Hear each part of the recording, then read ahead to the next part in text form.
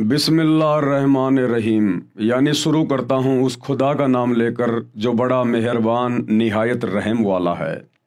भाई और बहनों, वो बड़ा मेहरबान एकमात्र सुप्रीम गॉड वो अल्लाह कबीर कौन है, वर्तमान में कहाँ है, उसकी प्राप्ति कैसे होगी, कैसे हमारा मोक्ष होगा, इन तमाम बातों की जानकारी वर्तमान में विश्व के किसी भी मुसलमान भाई बंधुओं को नहीं है।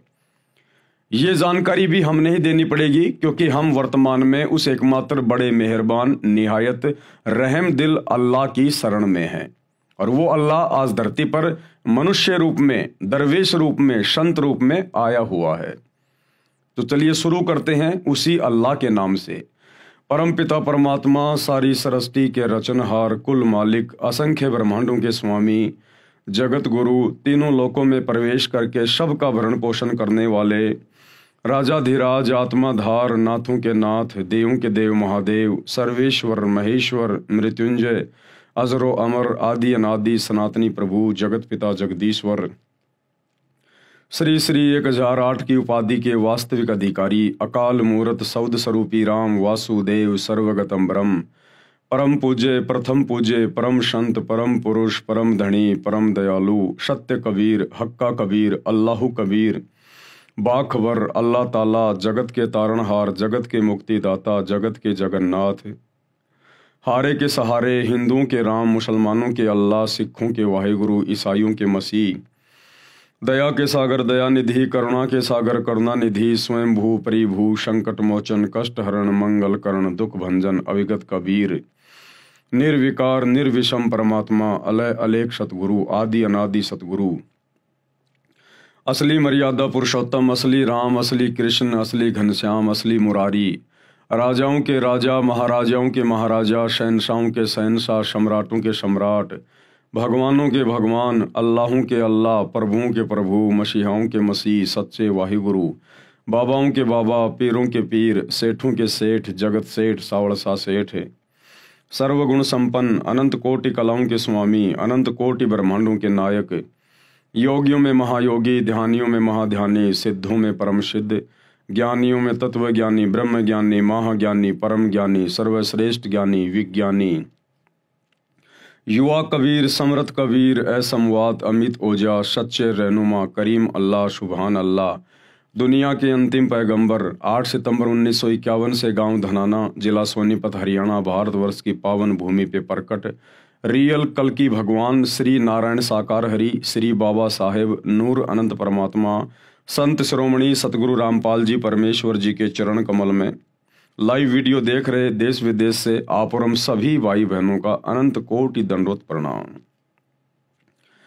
भाई और बहनों, वो बड़ा मेहरबान निहायत रहम वाला अल्लाह कौन है? वो स्वयं आज संत रूप में भारतवर्ष की पावन भूमि पे प्रकट है और उनका पवित्र नाम है परमपिता परमेश्वर सतगुरु रामपाल जी। यही वो एकमात्र अल्लाह है, खुदा है, सुप्रीम गॉड है, जिसे वर्तमान में मुसलमान समाज के भाई बहनों ने ये कहकर रिजेक्ट कर रखा है कि अल्लाह दिखाई नहीं देता, अल्लाह कभी धरती पर मनुष्य रूप में नहीं आता, अल्लाह खाता नहीं, अल्लाह पीता नहीं, अल्लाह साकार नहीं है, अल्लाह तो बेचून है, निराकार है। ये केवल मुसलमान समाज के भाई बहनों की अपनी खुद की मनमानी थ्योरी है, जबकि कुरान शरीफ, कुरान मजीद चीख चीख के प्रमाण दे रही है, पवित्र बाइबल चीख चीख के प्रमाण दे रही है, चारों वेद और गीता जी चीख चीख के प्रमाण दे रहे हैं कि वो अल्लाह कबीर, वो सुप्रीम गॉड, सर्व का उत्पत्ति करता, सबका पालन पोषण करता, वो साकार है, निराकार नहीं है, वो नर आकार है, मनुष्य के जैसा है, और उसने सभी मनुष्यों को, स्त्री और पुरुषों को अपने जैसे स्वरूप में बनाया है। परमेश्वर हमारे जैसा है, हम परमेश्वर के जैसे हैं।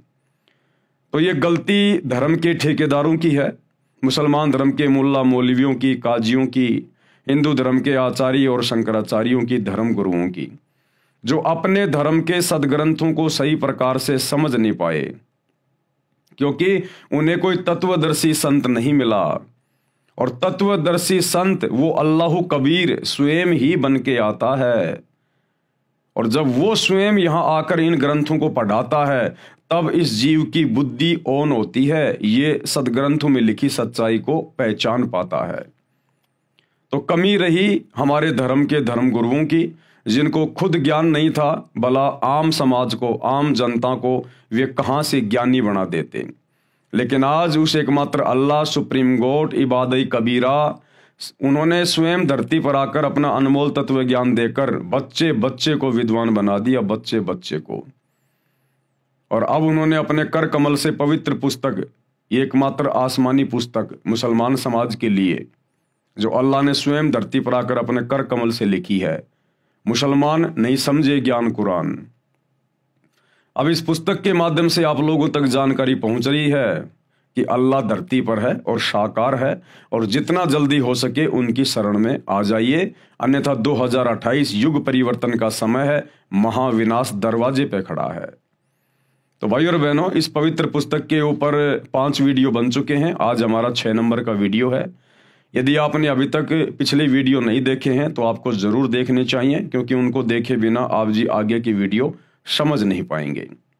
तो पिछले वीडियो में गुरुदेव भगवान ने जिक्र किया कि किस प्रकार से सभी धर्मों की पवित्र पुस्तकों में मांस खाने का उस एकमात्र इबादत कबीरा, कबीर परमेश्वर की तरफ से कोई आदेश नहीं है किसी को भी।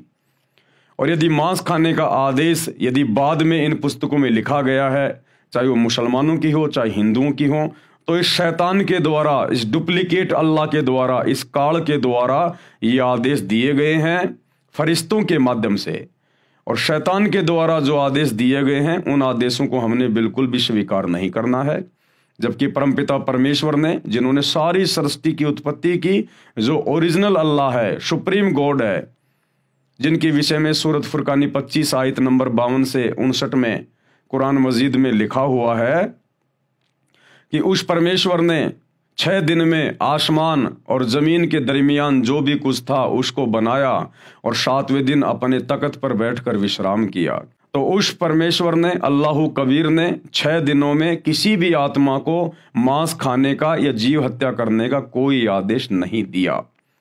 उस परमेश्वर के सतलोक में सिंहासन पर जाकर बैठने के बाद इस शैतान ने फिर आगे जो आदेश दिया है, उस आदेश को हमने फॉलो नहीं करना है। और आज गुरुदेव हमें बता रहे हैं कि किसी भी धर्म के किसी भी महापुरुष ने, जो कि धर्म के अगुवा रहे हैं, उन्होंने मांस भक्षण नहीं किया। तो मुसलमान धर्म के जो अंतिम पैगंबर माने जाते हैं हजरत मोहम्मद जी, उन्होंने अपने जीवन में कभी मांस को छुआ भी नहीं, खाना तो बहुत दूर की बात है। फिर आज वर्तमान का मुसलमान समाज कैसे कह सकता है कि हम हजरत मोहम्मद जी के फॉलोवर हैं, हम हजरत मोहम्मद जी के नियम और मर्यादाओं में चल रहे हैं, हम उनकी शिक्षाओं में चल रहे हैं। एक भी मुसलमान हजरत मोहम्मद की शिक्षाओं में वर्तमान में नहीं चल रहा है। तो गुरुदेव आज बता रहे हैं नबी हजरत मोहम्मद के विषय में, वो मांस खाया करते थे या नहीं खाया करते थे। ये पवित्र पुस्तक है मुसलमान नहीं समझे ज्ञान कुरान, और इसका पेज नंबर 18+ पार्ट नंबर 6। हजरत मोहम्मद जी मांस नहीं खाते थे। संत गरीबदास महाराज गांव छुडानी जिला झज्जर हरियाणा वाले ने अपनी अमृतवाणी में भी स्पष्ट किया है कि हजरत मोहम्मद जी तथा 1,80,000 जो आदम जी से मोहम्मद जी तक नबी हुए हैं, तथा मोहम्मद जी के उस समय अनुयायी मुसलमान थे, उन्होंने मांस नहीं खाया तथा गाय को बिस्मिल यानी हत्या नहीं किया। नबी हजरत मोहम्मद जी ने अपने जीवन काल में वो 63 वर्ष तक रहे, उसके बाद बीमारी से उनकी मृत्यु हुई। उन्होंने कभी भी अपने जीवन में मांस भक्षण नहीं किया, और ना ही हजरत आदम से लेकर हजरत मोहम्मद जी तक जो 1,80,000 पैगंबर हुए, नबी हुए, उन्होंने कभी किसी को मांस खाने का आदेश नहीं दिया, ना उन आत्माओं ने कभी मांस भक्षण किया। और ना ही हजरत मोहम्मद जी के बाद जो उनके फॉलोअर हुए, ना उन्होंने कभी मांस मिट्टी को हाथ लगाया ना छुआ। ये बिजली तो मुसलमान समाज में वर्तमान में गिरी हुई है शैतान की प्रेरणा से, काल की प्रेरणा से। नबी मोहम्मद नमस्कार है राम रसूल कहाया, 1,80,000 को सौगंध जिन नहीं करद चलाया। आदरणीय गरीबदास जी क्या कह रहे हैं कि नबी मोहम्मद जी को मेरा सलाम है, मेरा नमस्कार है। जो राम के रसूल कहलाए, राम यानी ये डुप्लीकेट अल्लाह, ये शैतान 21 ब्रह्मांड का स्वामी जो डुप्लीकेट अल्लाह बना हुआ है। मुसलमान धर्म के भाई बंधु जिसे अपना खुदा कहते हैं, अल्लाह कहते हैं, शैतान ये उसके रसूल थे, नबी थे। नबी मोहम्मद नमस्कार है राम रसूल कहाया, और 1,80,000 को सौगंध जिन नहीं करद चलाया। 1,80,000 जितने भी नबी हुए हैं मुसलमान धर्म में, उन्होंने कभी भी छुर्रा नहीं चलाया, कभी किसी जीव की हत्या नहीं की उन्होंने। अरश कुरश में अलह तकत है, अरश कुरश यानी आसमान के अंतिम छोर, शतलोक में अल्लाह यानी उस परमेश्वर कबीर जी का सिंहासन है, तकत है।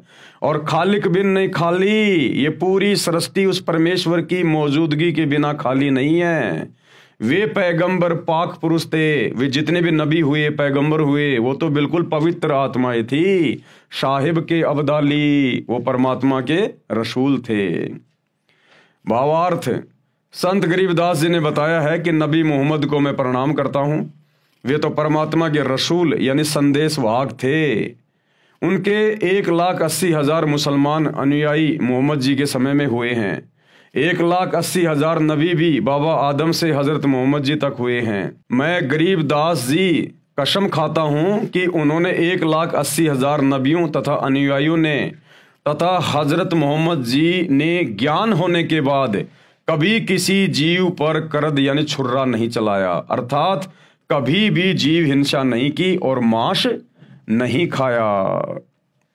परमात्मा आसमान के अंतिम छोर यानी सभी ब्रह्मांडों के ऊपर के स्थान पर विराजमान है, शतलोक में, परंतु उसकी नजरों से कोई भी जीव छिपा हुआ नहीं है। वह सर्व जीवों को देखता है। वे पैगंबर हजरत मोहम्मद तथा अन्य पवित्र आत्माएं थे, वे परमात्मा के कृपया पात्र थे। हजरत मोहम्मद जी मुसलमान भाइयों को शिक्षा लेने की आवश्यकता है। आज जिस कदर मुसलमान धर्म में हरी सब्जियों की तरह मांस खाया जाता है, शैतान की प्रेरणा से, काल की प्रेरणा से जम के अपने कर्म फोड़े जा रहे हैं। हजरत मोहम्मद जी को आप अपना नबी मानते हैं, रसूल मानते हैं, आपने उनसे शिक्षा लेनी चाहिए। जब हजरत मोहम्मद जी को नबूवत मिली, जब वे पैगंबर मिले, अल्लाह के संदेश वाहक कहलाए, उसके बाद उन्होंने कभी जिंदगी में मांस नहीं खाया, छुआ भी नहीं उन्होंने कभी। उनको पता था कि मांस खाने वाला सीधा नरक में जाता है, अल्लाह का दोषी बनता है। लेकिन भाई और बहनों, सत भक्ति हजरत मोहम्मद जी को प्राप्त नहीं हो पाई। उनको परमात्मा कबीर जी, अल्लाह कबीर जरूर मिले थे जिंदा बाबा के रूप में, लेकिन हजरत मोहम्मद जी ने उनकी भक्ति को सही प्रकार से नहीं निभाया। और ये शैतान, ये डुप्लीकेट अल्लाह, उसने नबी मोहम्मद के ऊपर जो कुरान शरीफ की आयतें नाजिल की या करवाई फरिश्तों के माध्यम से, केवल उसी की साधना में, डुप्लीकेट साधना में लगा रहा, डुप्लीकेट अल्लाह की डुप्लीकेट साधना में लगा रहा, जिस कारण से वो आत्मा जन्नत में नहीं जा पाई, वो आत्मा मोक्ष प्राप्त नहीं कर पाई। और उस डुप्लीकेट अल्लाह की भक्ति करते करते अंत में हजरत मोहम्मद जी की बड़ी दुर्गति से मौत हुई, बड़ी दुर्गति से। अब ये विचार करने की बात है मुसलमान समाज के भाई बंधुओं के लिए, मुल्ला मौलवियों के लिए, कि हजरत मोहम्मद जी ने क्या किया। वो कितने पाक पुरुष थे जिन्होंने कभी मांस को छुआ भी नहीं, और आप लोग सातों दिन हरी सब्जियों की तरह मांस खाते हो। और जब हजरत मोहम्मद जी की ऐसी दुर्गति से मौत हुई, अंत में अकाल मृत्यु, मात्र 63 साल की उम्र में अकाल मृत्यु, तो सोचिए आप लोग अल्लाह की इबादत तो छोड़ दीजिए, आप तो अपने नबी हजरत मोहम्मद जी की शिक्षाओं पर भी सही प्रकार से नहीं चल पा रहे, तो आप लोगों के साथ में क्या बीतेगी, आप कहां जाओगे जब आपके नबी जन्नत में नहीं जा पाए। एक छोटी सी झलक आप लोगों को दिखा देते हैं आप ही की धर्म की पुस्तक से, कि अंत समय में हजरत मोहम्मद जी के साथ में क्या हुआ था, ताकि आप लोगों को विश्वास हो जाए और आप भी हो सकता है ये कुकर्म करने से बचें। तो भाई और बहनों, ये पुस्तक है हजरत मोहम्मद सल्लल्लाहु अलैहि वसल्लम, मोहम्मद इनायतुल्लाह शुबानी, अनुवाद नसीम गाजी फलाही। ये ना मैंने लिखी है, ना मेरे गुरुदेव भगवान ने लिखी है, ये आप मुसलमान धर्म के भाई बहनों के द्वारा लिखी गई है। ये इनके टेलीफोन नंबर हैं। Madina Islamic book depot centre 273 Ramganj Bazaar Jaipur, ये उनके मोबाइल नंबर हैं। मालिक अब्दुल मुजीब है, ये वहाँ से लाई गई है। मरकजी मकतबा इस्लामी पब्लिशर्स नई दिल्ली, ये पिन कोड नंबर हैं। कहाँ से छपी है, ये कॉपीराइट वगैरह सब कुछ देख सकते हैं। ये आपको इसलिए दिखाया जा रहा है ताकि आप लोगों को विश्वास हो कि वास्तव में हमारे धर्म की पुस्तकों में क्या लिखा है और हम लोग क्या साधना कर रहे हैं। तो ये हजरत मोहम्मद जी की जीवनी है और पेज नंबर 326 से आप इसको पढ़ सकते हैं। पेज नंबर 326 से। तकलीफ बहुत बढ़ गई, यानी अंत समय में हजरत मोहम्मद जी को इतनी ज्यादा तकलीफ हो गई, उनसे खड़ा भी नहीं हुआ जाता था। मात्र 63 साल की उम्र में, मात्र 63 साल की उम्र में उनकी अकाल मृत्यु हुई।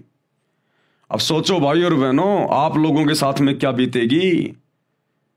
अंत में ऐसी दुर्गति आपके नबी की हुई, उस डुप्लीकेट अल्लाह, उस शैतान की इबादत करने से, शैतान की इबादत करने के कारण, शत भक्ति को ठुकराने के कारण, जो ओरिजिनल अल्लाह उनको मिले थे, कबीर परमात्मा जिंदा बाबा के रूप में काबा में जब हजरत मोहम्मद जी हज करने गए थे, उनको वहां ओरिजिनल अल्लाह मिला था, जिंदा बाबा। जो तुम मुसलमान समाज के भाई कहते हो अल्लाह दिखाई नहीं देता, अल्लाह बोलता नहीं, अल्लाह चलता नहीं, वो अल्लाह उन्हें मिला था और अपने लोक में लेके गया था, सचखंड में लेके गया था। लेकिन हजरत मोहम्मद जी ने अस्वीकार कर दिया, क्योंकि यहां उनके बहुत ज्यादा फॉलोवर हो गए थे, उनके अंदर मान बढ़ाई छा गई थी, अहंकार आ गया था। तो परमेश्वर ने उनको वापस छोड़ दिया और उनको एक कलमा दे दिया, अल्लाहु कबीर, अल्लाहु कबीर, कि ए हजरत मोहम्मद, अगर कभी कोई आपत्ति आए तो तू ये कलमा पढ़ना, मैं तेरी मदद के लिए आऊंगा। उसके बाद पूरी जिंदगी हजरत मोहम्मद जी ने वही शैतान वाली इबादत की, वही शैतान वाली। और उस इबादत को करने के चलते अंत में हजरत मोहम्मद जी के साथ में क्या हुआ, कैसी दुर्गति से उनकी मौत हुई, ये वर्तमान के मुसलमानों के लिए जो हरी सब्जी की तरह मांस खाते हैं, मंदिरों में जाते हैं, मज़ारों पे सिजदा करते हैं, बहुदेववादी हो गए हैं, ये उनके लिए शिक्षा है कि तुम्हारे नबी के साथ में ऐसा हुआ और तुम तो वो भक्ति भी नहीं कर रहे जो तुम्हारे नबी ने की थी, तो आप लोगों के साथ में क्या बीतेगा। तकलीफ बहुत बढ़ गई, बुखार इतना तेज हुआ कि पूरा शरीर जलने लगा। चहेती बेटी फातिमा रोज बाप की खिदमत में यानी सेवा में हाजिर होती। आप उन्हें देखकर शने से खड़े हो जाते, उन्हें चूमते और अपने पास बिठा लेते। आज बला की बेचैनी थी, उस दिन हजरत मोहम्मद को जबरदस्त बेचैनी थी, बड़ी पीड़ा हो रही थी, कमजोरी भी बहुत ज्यादा थी। हजरत फातिमा आई तो आप उठकर प्यार ना कर सके, अपनी बेटी को भी प्यार ना कर सके, इतने ज्यादा बीमार हो गए थे, उठने की हिम्मत भी नहीं थी, कमजोरी बहुत ज्यादा थी। हजरत फातिमा आई तो आप उठकर प्यार ना कर सके, वे पास आई, स्वयं उन्होंने आपको चूमा और पहलू में बैठ गई। बुखार इतना तेज था कि बार बार आप सलल बेहोश हो जाते। देख लो भाई और बहनों, शैतान की इबादत का नतीजा हजरत मोहम्मद के साथ में ये बीता, आप लोगों के साथ क्या होगा। पास ही एक बर्तन में ठंडा पानी था, आप उसमें हाथ डालते और चेहरे पर मलते, बेचैनी बहुत थी। ठीक उसी वक्त आपके होठ हिले और कानों में ये शब्द सुने, यहूदियों और ईसाइयों पर अल्लाह की लानत हो कि वे अपने पैगंबरों की कब्रों पर सजदे करने लगे। सोमवार की रात हुई तो बुखार कम हो गया, ऐसा लग रहा था मानो बुखार जाता रहा। बेचैनी नाम को न थी, तबीयत को बिल्कुल सुकून था। जिसने देखा समझा आप अच्छे हो गए, उदास चेहरे फिर चमक उठे, मुरझाए हुए दिल फिर लहला उठे। यानी जरा सी उनको राहत हुई, जरा सा भी ठीक हुए तो उनके जो फॉलोवर थे उनको बड़ी खुशी हुई कि हमारे सलल लगता है ठीक हो गए, लेकिन ठीक नहीं हुए। सोमवार की रात हुई तो बुखार कम हो गया, ऐसा लग रहा था मानो बुखार जाता रहा। बेचैनी नाम को न थी, तबीयत को बिल्कुल सुकून था। जिसने देखा समझा आप अच्छे हो गए। उदास चेहरे फिर चमकने लगे, मुरझाए हुए दिल फिर लहला उठे। आप सलल यानी हजरत मोहम्मद का कमरा मस्जिद से मिला हुआ था। सुबह हुई तो आपने पर्दा उठाकर देखा कि सच्चे साथी फजर की नमाज में व्यस्त थे। देखकर आप मुस्कुरा दिए कि अल्लाह की जमीन पर आखिर वह गिरोह पैदा हो गया जो आपकी शिक्षाओं का नमूना बनकर अल्लाह की याद में लगा हुआ है। कुछ आहट हुई तो साथी समझे कि आप बाहर आना चाहते हैं। वे खुशी से बेताब हो गए और करीब था कि वे नमाज छोड़ दें, नमाज तोड़ दें। हजरत अबू बकर इमाम थे, उन्होंने चाहा कि पीछे हट जाएं, लेकिन आप सल्लल्लाहु अलैहि वसल्लम ने इशारे से मना कर दिया। फिर कमरे के अंदर होकर पर्दा गिरा दिया। कमजोरी इतनी ज्यादा थी कि पर्दा भी अच्छी तरह न गिरा सके। पैरों पर खड़े होना भी कठिन था। ये हजरत मोहम्मद की मात्र 63 साल की उम्र में उनकी क्या हालत हो गई थी शैतान की भक्ति करने के कारण। अरे परमात्मा तो बुढ़ापे में भी अपने भगत को बिल्कुल चंगा रखेगा, चंगा। परमात्मा अपने भगत को इस प्रकार की बीमारियों से नहीं गुजरने देता। वो अल्लाह कबीर इबादत कबीरा, अन्यथा उसकी इबादत की आवश्यकता क्या है। ये 63 साल की उम्र में और 1400 साल पहले जिस समय आदमी 150 साल जिया करते थे, 63 साल की उम्र में हजरत मोहम्मद के घुटने टूट गए। इतनी कमजोरी, ऐसी तबीयत खराब हुई। उस डुप्लीकेट अल्लाह ने कोई सहारा नहीं दिया, कोई साथ नहीं दिया। अरे आज तुम्हारा सलमान खान भी 60 साल का हो गया और हट्टा कट्टा लग रहा है, हट्टा कट्टा। और 63 साल की उम्र में हजरत मोहम्मद की ये दुर्गति शैतान की इबादत के कारण है, शैतान की इबादत के कारण है। पर्दा भी अच्छी तरह ना गिरा सके, पैरों पर खड़े होना भी कठिन था। लेकिन साथियों को खुश देखकर आप भी बेहद खुश थे। कमजोरी हर क्षण बढ़ती जा रही थी। मौत धीरे धीरे सरकती आ रही थी। आपने बर्तन में ठंडा पानी मांगा, तुरंत पानी पेश कर दिया गया। आप बार बार उसमें हाथ डालते और चेहरे पर मलते। चादर कभी मुख पर डाल लेते, कभी हटा लेते। उस समय निरंतर आपके मुख से ये शब्द निकल रहे थे, क्या? ए अल्लाह, नजा यानी जाल निकलने के समय की परेशानियों को झेलना मेरे लिए आसान कर दे। आंख फाड़ के देख लो मुसलमान धर्म के भाई और बहनों, नबी हजरत मोहम्मद अपने अल्लाह से ये दुआ कर रहे थे, पुकार कर रहे थे कि ए अल्लाह, अरे कम से कम मेरा शरीर, मेरी मौत मेरे नजदीक है, कम से कम अब तो मेरी परेशानी को कम कर दे। यानी मेरे प्राण निकलते समय तो कम से कम मुझे थोड़ी बहुत राहत दे दे। वो इतने दुखी हो रहे थे, इतने बेचैन हो रहे थे, उनको ढंग की मौत भी नसीब नहीं हुई। आपके नबी को मौत भी आरामदायक नसीब नहीं हुई।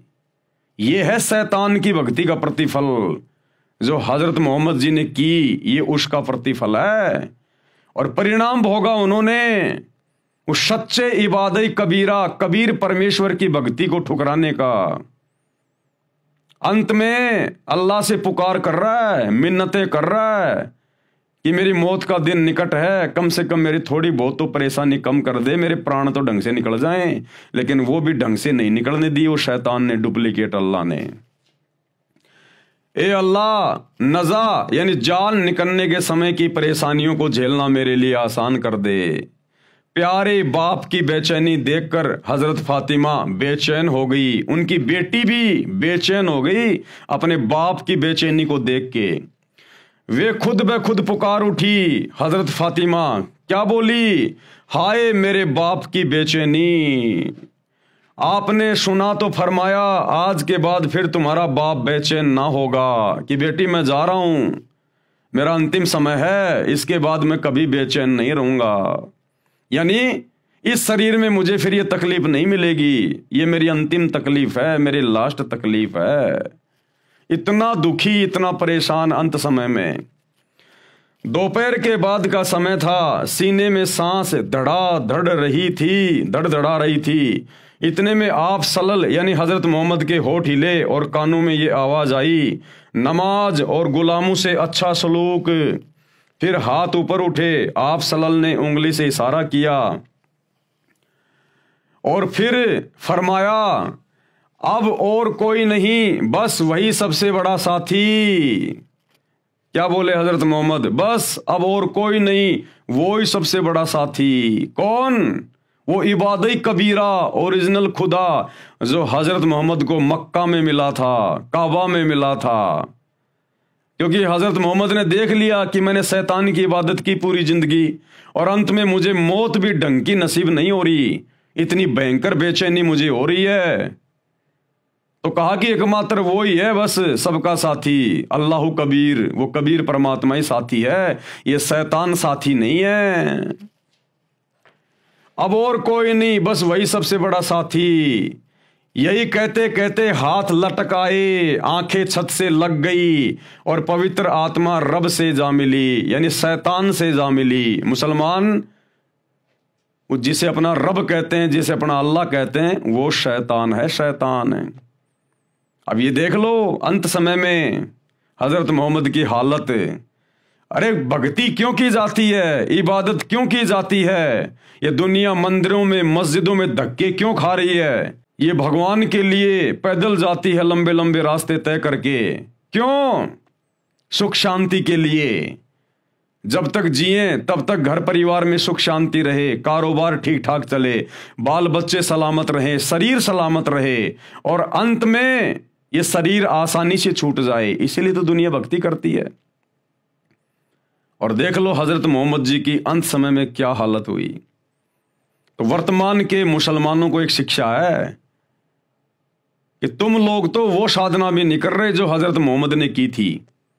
उस पवित्र आत्मा ने कभी जिंदगी में मांस को छुआ नहीं, कभी ब्याज लिया नहीं, कभी झूठ बोला नहीं। और आप मुसलमान क्या कर रहे हो वर्तमान में? उनकी एक भी शिक्षा पर नहीं हो, तो सोचो तुम्हारे साथ में क्या होगा, यहां भी और शरीर छोड़कर जाने के बाद भी। सोमवार का दिन था, रबीउल अव्वल की 12 तारीख थी, हिजरत का 11वां साल था। जानी सारों की नजर में दुनिया अंधेरी हो गई और दिल की बस्ती में सन्नाटा छा गया। निसंदेह हम अल्लाह ही के हैं और बेशक उसी की ओर लौटने वाले हैं। ए अल्लाह, सलामती हो प्यारे नबी पर।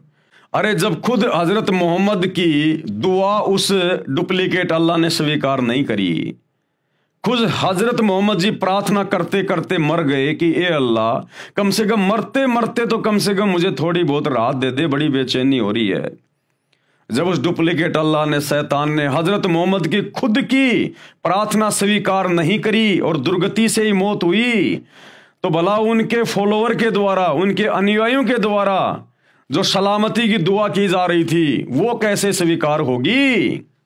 हे अल्लाह, सलामती हो प्यारे नबी पर। नबी बेचारा तड़प तड़प के मरा, नबी की तो उसने सुनी नहीं, तुम्हारी कहां से सुन लेगा? उनकी संतान पर और उनके सब साथियों पर। इंतकाल के समय आप सल्लल्लाहु की उम्र 63 साल थी, मात्र 63 साल। अकाल मृत्यु हुई, अकाल मृत्यु। जबकि भक्ति करने वालों की, सच्चे खुदा की सच्ची इबादत करने वालों की, आजीवन मर्यादा में रहने वालों की कभी भी अकाल मृत्यु नहीं होती है। अंत समय में भगत की मौत ऐसे होती है जैसे पका हुआ आम का फल जरा सी हवा लगते पेड़ से नीचे गिर जाता है। तो अंत समय में भगतों की ऐसी मृत्यु होती है। दुनिया वालों की तरह हॉस्पिटल में तड़प तड़प के, एक्सीडेंट में इस प्रकार से मृत्यु नहीं होती, अन्यथा भक्ति की क्या आवश्यकता। लेकिन ये दुनिया जानती तो नहीं कि भक्ति क्या है, भगवान क्या है। अगर जानना है तो सतगुरु रामपाल जी के यूट्यूब पर सत्संग सुनना शुरू कर दो, जल्द से जल्द उनकी शरण में आ जाओ, वरना 2028 युग परिवर्तन का समय है। ये शैतान, ये काल जिसने नबी को नहीं बख्शा, ये वर्तमान के लोगों को कहां बख्शेगा जिनका कोई दीन धर्म नहीं है। अभी 2-3 दिन पहले थाईलैंड में, म्यांमार में भूकंप आया 7.7 रिएक्टर का, सैकड़ों बिल्डिंगें धराशायी हो गई, हजारों लोग अकाल मौत मर गए। आने वाले समय में 15-15 स्केल रिएक्टर के भूकंप आएंगे, 15-15। तब कहां जाओगे, किसको पुकारोगे? अरे थाईलैंड के मुसलमान क्या अल्लाह की भक्ति नहीं करते, क्या इबादत नहीं करते? ये शैतान किसी को नहीं बख्शता। जब नबियों को नहीं बख्शा तो औरों की क्या औकात है। इसलिए भाई और बहनों, ये आपकी आंखों के सामने है, ये प्रमाण आपको दिखा दिया गया है। मानो तो ठीक और ना मानो तो ठीक, भाई हमारा जो कर्म है वो हम कर रहे हैं। तो हजरत मोहम्मद जी ने कभी मांस को छुआ भी नहीं, और वर्तमान के मुसलमान आज 7 दिन मांस खाते हैं। तो भाई क्या होगा आप लोगों के साथ में। संत जंभेश्वर महाराज जी के विचार, यानी हजरत मोहम्मद जी को लेकर संत जंभेश्वर जी महाराज एक राजस्थान में संत हुए हैं, वो क्या कुछ कह रहे हैं। इसी बात की गवाही संत जंभेश्वर जी महाराज विष्णोई धर्म के प्रवर्तक ने दी है शब्द संख्या 12 में। महमद महमद न कर काजी, महमद का तो विषम विचारूं। महमद हाथ करद ना होती, लोहे घड़ी नसारू। महमद साथ पयंबर सीधा, 1,80,000। और महमद मर्द हलाली होता, तुम ही भये मुर्दाऊ। भावार्थ किया गुरुदेव ने। संत जंभेश्वर जी ने बताया है कि हे काजी, आप उस पवित्र आत्मा मोहम्मद जी का नाम लेकर जो गाय या अन्य जीवों को मारते हो, उस महापुरुष को बदनाम कर रहे हो। हजरत मोहम्मद जी के विचार बहुत नेक थे, आप उनके बताए मार्ग से भटक गए हैं। मोहम्मद जी के हाथ में करद यानी जीव काटने का छुर्रा नहीं था, जो लोहे के आयरन पर घण से कूट कर तैयार होता है। हजरत मोहम्मद के साथ 1,80,000 पवित्र आत्माएं मुसलमान अनुयायी थे। वे तथा हजरत आदम से हजरत मोहम्मद तक नबी हुए हैं। वे सीधे साधे थे तथा नेक पैगंबर थे। हजरत मोहम्मद तो सूरवीर हलाल की कमाई करके खाने वाले थे। तुम ही मुर्दारू अर्थात जीव हिंसा करने वाले हो। आप उस महापुरुष के अनुसार अपना जीवन निष्पाप बनाओ, जीव हिंसा मत करो। संत जंभेश्वर को परमात्मा जिंदा महात्मा के रूप में समराथल में मिले थे। कबीर परमात्मा अल्लाह कबीर संत जंभेश्वर जी को भी मिले थे जिंदा बाबा के रूप में। जैसा कि वेदों में प्रमाण है कि परमात्मा सतलोक में रहता है, वहां से गति करके पृथ्वी पर प्रकट होता है, अच्छी आत्माओं को मिलता है, उनको आध्यात्मिक यथार्थ ज्ञान देता है, कवियों की तरह आचरण करता हुआ पृथ्वी पर विचरता है। जिस कारण से प्रसिद्ध कवियों में भी एक कवि होता है, वह कवि की उपाधि प्राप्त करता है। परमात्मा गुप्त भक्ति के मंत्रों को उद्घृत करता है यानी आविष्कार करता है, जो वेदों व कतेबों आदि आदि पोथियों में नहीं होता। कृपया इन मंत्रों का अनुवाद देखें फोटो कॉपी में इसी पुस्तक के पेज नंबर 140 पर। यह प्रमाण है ऋग्वेद मंडल 9 सूक्त 20 मंत्र 1, ऋग्वेद मंडल 9 सूक्त 86 मंत्र 26 और 27, ऋग्वेद मंडल 9 सूक्त 82 मंत्र 1 और 2, ऋग्वेद मंडल 9 सूक्त 54 मंत्र 3, ऋग्वेद मंडल 9 सूक्त 94 मंत्र 1, ऋग्वेद मंडल 9 सूक्त 95 मंत्र 2, ऋग्वेद मंडल 9 सूक्त 96 मंत्र 17 से 20। जैसा कि पूर्व में लिख दिया है कि हजरत मोहम्मद जी तथा अन्य कई महात्माओं को परमात्मा जिंदा महात्मा के रूप में मिला था, उसी प्रकार महात्मा जंभेश्वर जी महाराज को समराथल में जिंदा संत के रूप में परमात्मा मिले थे। कबीर जी। प्रमाण श्री जंभेश्वर जी की वाणी संख्या 50 का कुछ अंश। दिल दिल आप खुदाए बंद जाग्यो, शब दिल जाग्यो सोई। जो जिंदो हज काबे जाग्यो, थल सिर जाग्यो सोई। नाम विष्णु के मुश्किल गाल रे, ते काफिर शैतानी। हिंदू होय का तीर्थ नहावे, पिंड भरावे, ते पण रहा इवाणी। तुर्क होए हज काबो धोके, भूल्या मुसलमानी। के पुरुष अवर जागेला, थल जाग्यो निजवाणी। गुरुदेव ने क्या अर्थ किया है? श्री जंभेश्वर महाराज जी ने बताया है कि जो परमात्मा जिंदा महात्मा के रूप में हजरत मोहम्मद जी को काबा यानी मक्का में उस समय मिला था, जिस समय मोहम्मद जी हज के लिए मक्का में बनी मस्जिद काबा में गए थे और उनको जगाया था कि मंदिर मस्जिद आदि तीर्थ स्थानों पर चक्कर लगाने से परमात्मा नहीं मिलता। अरे परमात्मा कोई जानवर थोड़ी है, परमात्मा कोई पशु थोड़ी है जो मुल्ला मौलवियों ने उनको पकड़ के रस्से से मस्जिद में बांध रखा होगा, या पंडितों ने, ब्राह्मणों ने, आचार्य शंकराचार्यों ने उनको मंदिर में कैद कर रखा होगा। परमात्मा तो कण कण में है, सर्व जगह व्याप्त है। परमात्मा प्राप्ति के लिए मंत्र जाप की आवश्यकता है, और वे मंत्र वर्तमान में पूरे विश्व में जो सूर अशूरा 42 आयत नंबर 1 और 2 में ऐन सीन काफ, ये जो 3 मंत्र लिखे हुए हैं, और गीता अध्याय 17 श्लोक 23 में ओम तत् सत, ये 3 मंत्र लिखे हुए हैं। इन तीनों मंत्रों के वास्तविक मंत्र क्या हैं? ये तो केवल कोड वर्ड में है, ऐन सीन काफ ओम तत् सत, लेकिन इनके पीछे वास्तविक मंत्र क्या हैं? वो मंत्र मुक्ति के मंत्र, मोक्ष के मंत्र वर्तमान में पूरे विश्व में केवल इस एकमात्र सुप्रीम गॉड अल्लाह कबीर सतगुरु रामपाल जी के पास में उपलब्ध है। श्री जम्भेश्वर जी महाराज ने फिर बताया है कि वही परमात्मा थलसिर यानी समराथल स्थान राजस्थान प्रांत में आया और मुझे जगाया। ना जाने कितने व्यक्ति और जागेंगे। जैसे मेरा समराथल प्रसिद्ध है, ये मेरी निज वाणी यानी विशेष वचन है। मैंने अपनी अनुभव की खास निज यथार्थवाणी बोलकर समराथल के व्यक्तियों में परमात्मा भक्ति की जागृति लाई है। सत्य से दूर होकर मुसलमान अभी भी काबे में हज करने जाते हैं, वहां धोख लगाते हैं यानी सिजदा करते हैं, पत्थर को सिजदा करते हैं जो व्यर्थ है। इसी प्रकार हिंदू भी तीर्थ पर जाते हैं, भूतों की पूजा करते हैं, पिंड भराते हैं, ये सब व्यर्थ साधना है। कुरान ज्ञान दाता के मांस आहार के विषय में निर्देश। कुरान ज्ञान दाता यानी कुरान का ज्ञान देने वाला।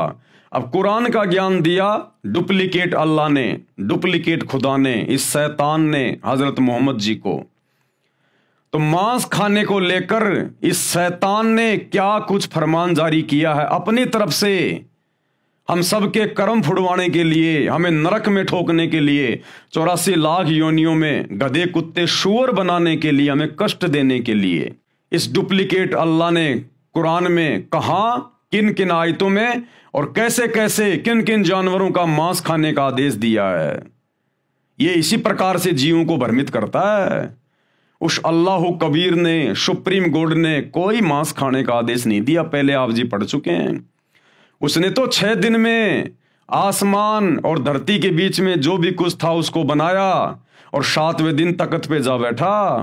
और पवित्र बाइबल में साफ साफ लिखा हुआ है कि उन 6 दिनों में उस अल्लाह ने, सुप्रीम गॉड ने, कबीर जी ने स्त्री और पुरुषों को खाने के लिए क्या आदेश दिया और जानवरों को खाने के लिए क्या आदेश दिया। और उसके तख्त पर जाकर बैठने के बाद इस शैतान ने फिर हमें भ्रमित कर दिया, उल्टे सीधे आदेश देकर, मांस खाने का आदेश देकर। तो जो कुरान का ज्ञान देने वाला है डुप्लीकेट अल्लाह, उसने क्या कुछ लिखा है मांस खाने के विषय में। सूर अल माइदा 5 और आयत नंबर 1, ये डुप्लीकेट अल्लाह, ये शैतान क्या कह रहा है? ऐ लोगो जो ईमान लाए हो यानी मुसलमान बने हो, प्रतिबंधों का पूर्ण रूप से पालन करो यानी मेरी बनाई मर्यादा का पालन करो। और क्या कह रहा फिर ये शैतान, ये कैसे भ्रमित करता फिर देखिएगा। तुम्हारे खाने के लिए चौपाइयों की जाति के सब जानवर हलाल यानी वैध किए हैं। क्या कह रहा है ये शैतान कि तुम्हारे खाने के लिए मैंने चौपाइयों की जाति के सब जानवर, चौपाइयों यानी जिनके 4 पैर होते हैं जानवर, मैंने तुम्हारे खाने के लिए वैध कर दिए हैं, जायज कर दिए हैं। तुम 4 पैर वाले जानवरों को काट के खा सकते हो, उनका मांस खा सकते हो। यह शैतान का आदेश है, शैतान का आदेश है।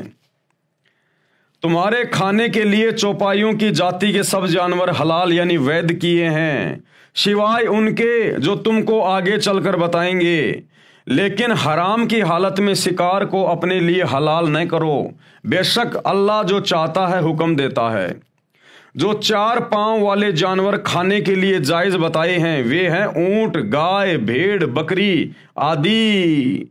ये शैतान का फरमान है। सूर माइदा 5 आयत नंबर 3, तुम पर हराम किया गया, यानी जो खाना पाप है वे जानवर बताए हैं।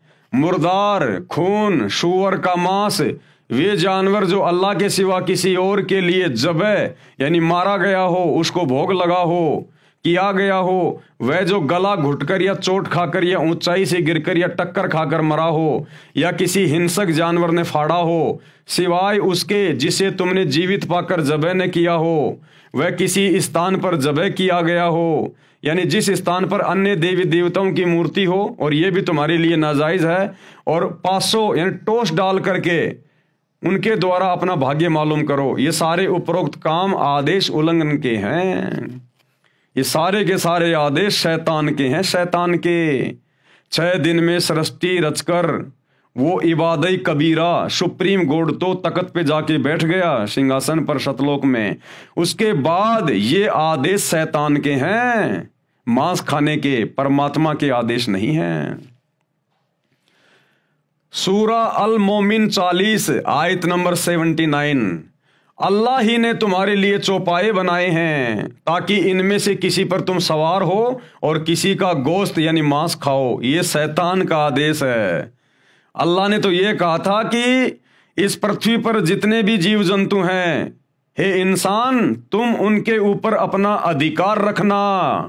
अधिकार रखने का मतलब कि हे इंसान, जो मैंने तुझे बनाया है नर और नारी करके, तेरे को मैंने विशेष बुद्धि बख्शी है। ये बुद्धि, ये दिमाग अन्य जीव जंतुओं को नहीं है जितनी तुझे है।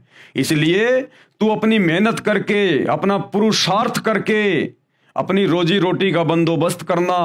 और तेरे खाने के लिए मैंने जितने भी छोटे छोटे बीज वाले पेड़ हैं और बड़े बड़े जो फल हैं मैंने वो दिए हैं। और तू इन जानवरों पे अधिकार रखना। अधिकार रखने का मतलब है जैसे हम अपने घरों पर गाय रखते हैं, भैंस रखते हैं, तो हमने उनके ऊपर अपना अधिकार किया। हमने उनको समय पे खाना खिलाया, चारा खिलाया, पानी पिलाया, तो वो गाय फिर हमें दूध देती है। दूध से तरह तरह की मिठाइयाँ बनती है, पौष्टिक भोजन बनता है। उस गाय भैंस का गोबर हमारे खेतों में खाद के रूप में काम आता है। वो गाय भैंस हमारे को वो बच्चा देती है, फिर वो खेतों में हल जोतने के काम में आता है। और मरने के बाद उसकी चमड़ी काम आती है पैर के जूते बनाने के लिए। परमेश्वर ने ये नहीं कहा कि तुम जानवरों को खाना काटना, ये नहीं कहा, केवल अधिकार के लिए कहा है। अब जैसे कोई व्यक्ति किसी हॉस्टल में अपने बच्चे को शहर में एडमिशन दिलवा के आ जाए, भाई माता पिता तो 24 घंटे बच्चे के पास रह नहीं सकते, उन्होंने तो गांव में आके अपना काम भी करना है। और बच्चे को कॉलेज में एडमिशन दिलवा दिया और रहने के लिए हॉस्टल में छोड़ के आ गए। और हॉस्टल का जो वार्डन होता है उसको कह दिया कि हमारा बच्चा आपके हवाले कर रहे हैं, आप हमारे बच्चे पे अधिकार रखना। अब उस अधिकार का मतलब क्या है कि मेरा बच्चा ढंग से पढ़े, बढ़िया इसके खाने पीने का ध्यान रखना, हम आपको समय पे पैसा देते रहेंगे, आपकी फीस भरते रहेंगे। अधिकार का मतलब ये नहीं कि वो वार्डन अब उस बच्चे को मारे पीटे, उसके साथ में बुरा सलूक करे, उसकी उंगलियां काट काट के खाए। माता पिता ने कहा था कि मेरे बच्चे पर अब आपका अधिकार है, यानी हम तो अपने गांव वापस जा रहे हैं, अब आप इन बच्चों को संभालना, इनकी टेक केयर करना। अधिकार का मतलब ये होता है। तो अल्लाह ने 6 दिन में सृष्टि रची और 7वें दिन तख्त पे जा बैठा और हम इंसानों को आदेश दे दिया कि बाकी जीवों पे अब तुम अधिकार रखना, यानी तुम इनको प्यार प्रेम से रखना, बढ़िया चारा खिलाना, पानी पिलाना, इनकी सेहत का ध्यान रखना। और ये बदले में तुम्हें दूध देंगे, तुम्हें खाद देंगे, तुम्हें ऊन प्राप्त होगी, इनसे भेड़ बकरियों से तुम्हें ऊन प्राप्त होगी। ये था परमात्मा के कहने का मतलब। अल्लाह ही ने तुम्हारे लिए चौपाए बनाए हैं ताकि इनमें से किसी पर तुम सवार हो और किसी का गोश्त यानी मांस खाओ। लेकिन ये डुप्लीकेट अल्लाह, उस शैतान ने जीव को भ्रमित करने के लिए, उसके कर्म फुड़वाने के लिए ये उल्टे आदेश कुरान में दिए हैं। अब देखिए उस वास्तविक अल्लाह का क्या आदेश है। सर्जनकर्ता का मानव के खाने के लिए निर्देश व आदेश। सर्जनकर्ता यानी जिसने पूरी कायनात बनाई, जिसने पूरी सृष्टि को रचा, 6 दिन में आसमान और जमीन के दरमियान जो भी कुछ था उसको बनाया, वो सर्जनकर्ता। अल्लाहु कबीर इबादही कबीरा, सुप्रीम गॉड। उन्होंने क्या आदेश दिया? बाइबल ग्रंथ में उत्पत्ति विषय में अध्याय 1 व 2 में, उत्पत्ति अध्याय 1:26, फिर परमेश्वर ने कहा कि हम मनुष्यों को अपने स्वरूप के अनुसार अपनी समानता में बनाएं, यानी इंसान को मैं अपने जैसा ही बना रहा हूं, और वे समुद्र की मछलियों और आकाश के पक्षियों और घरेलू पशुओं और सारी पृथ्वी पर सब रेंगने वाले जंतुओं पर जो पृथ्वी पर रेंगते हैं अधिकार रखें। खाने का आदेश नहीं दिया, अधिकार का आदेश दिया है। जैसे हमारे घर में ऊंट है तो ऊंट पर हमारा अधिकार है, हम ऊंट को खरीद के लेके आते हैं, अब उस पर हमारा अधिकार हो गया। हम उसको खेत में काम में लेंगे, हल जोतेंगे, उससे हमारी फसल पैदा होगी, उस फसल से हमारे परिवार का पालन पोषण होगा। इस प्रकार अधिकार रखने के लिए कहा था अल्लाह कबीर ने, परमेश्वर ने। और देखिए, आपको एक छोटा सा बाइबल से भी आप भाई बहनों को दिखा देते हैं ताकि किसी भी प्रकार की शंका ना हो किसी को। ये बाइबल है, ये बाइबल भी उसी शैतान के द्वारा हजरत ईसा के ऊपर नाजिर हुई थी। ये बाइबल है, आप जी देख सकते हैं, आपकी आंखों के सामने है।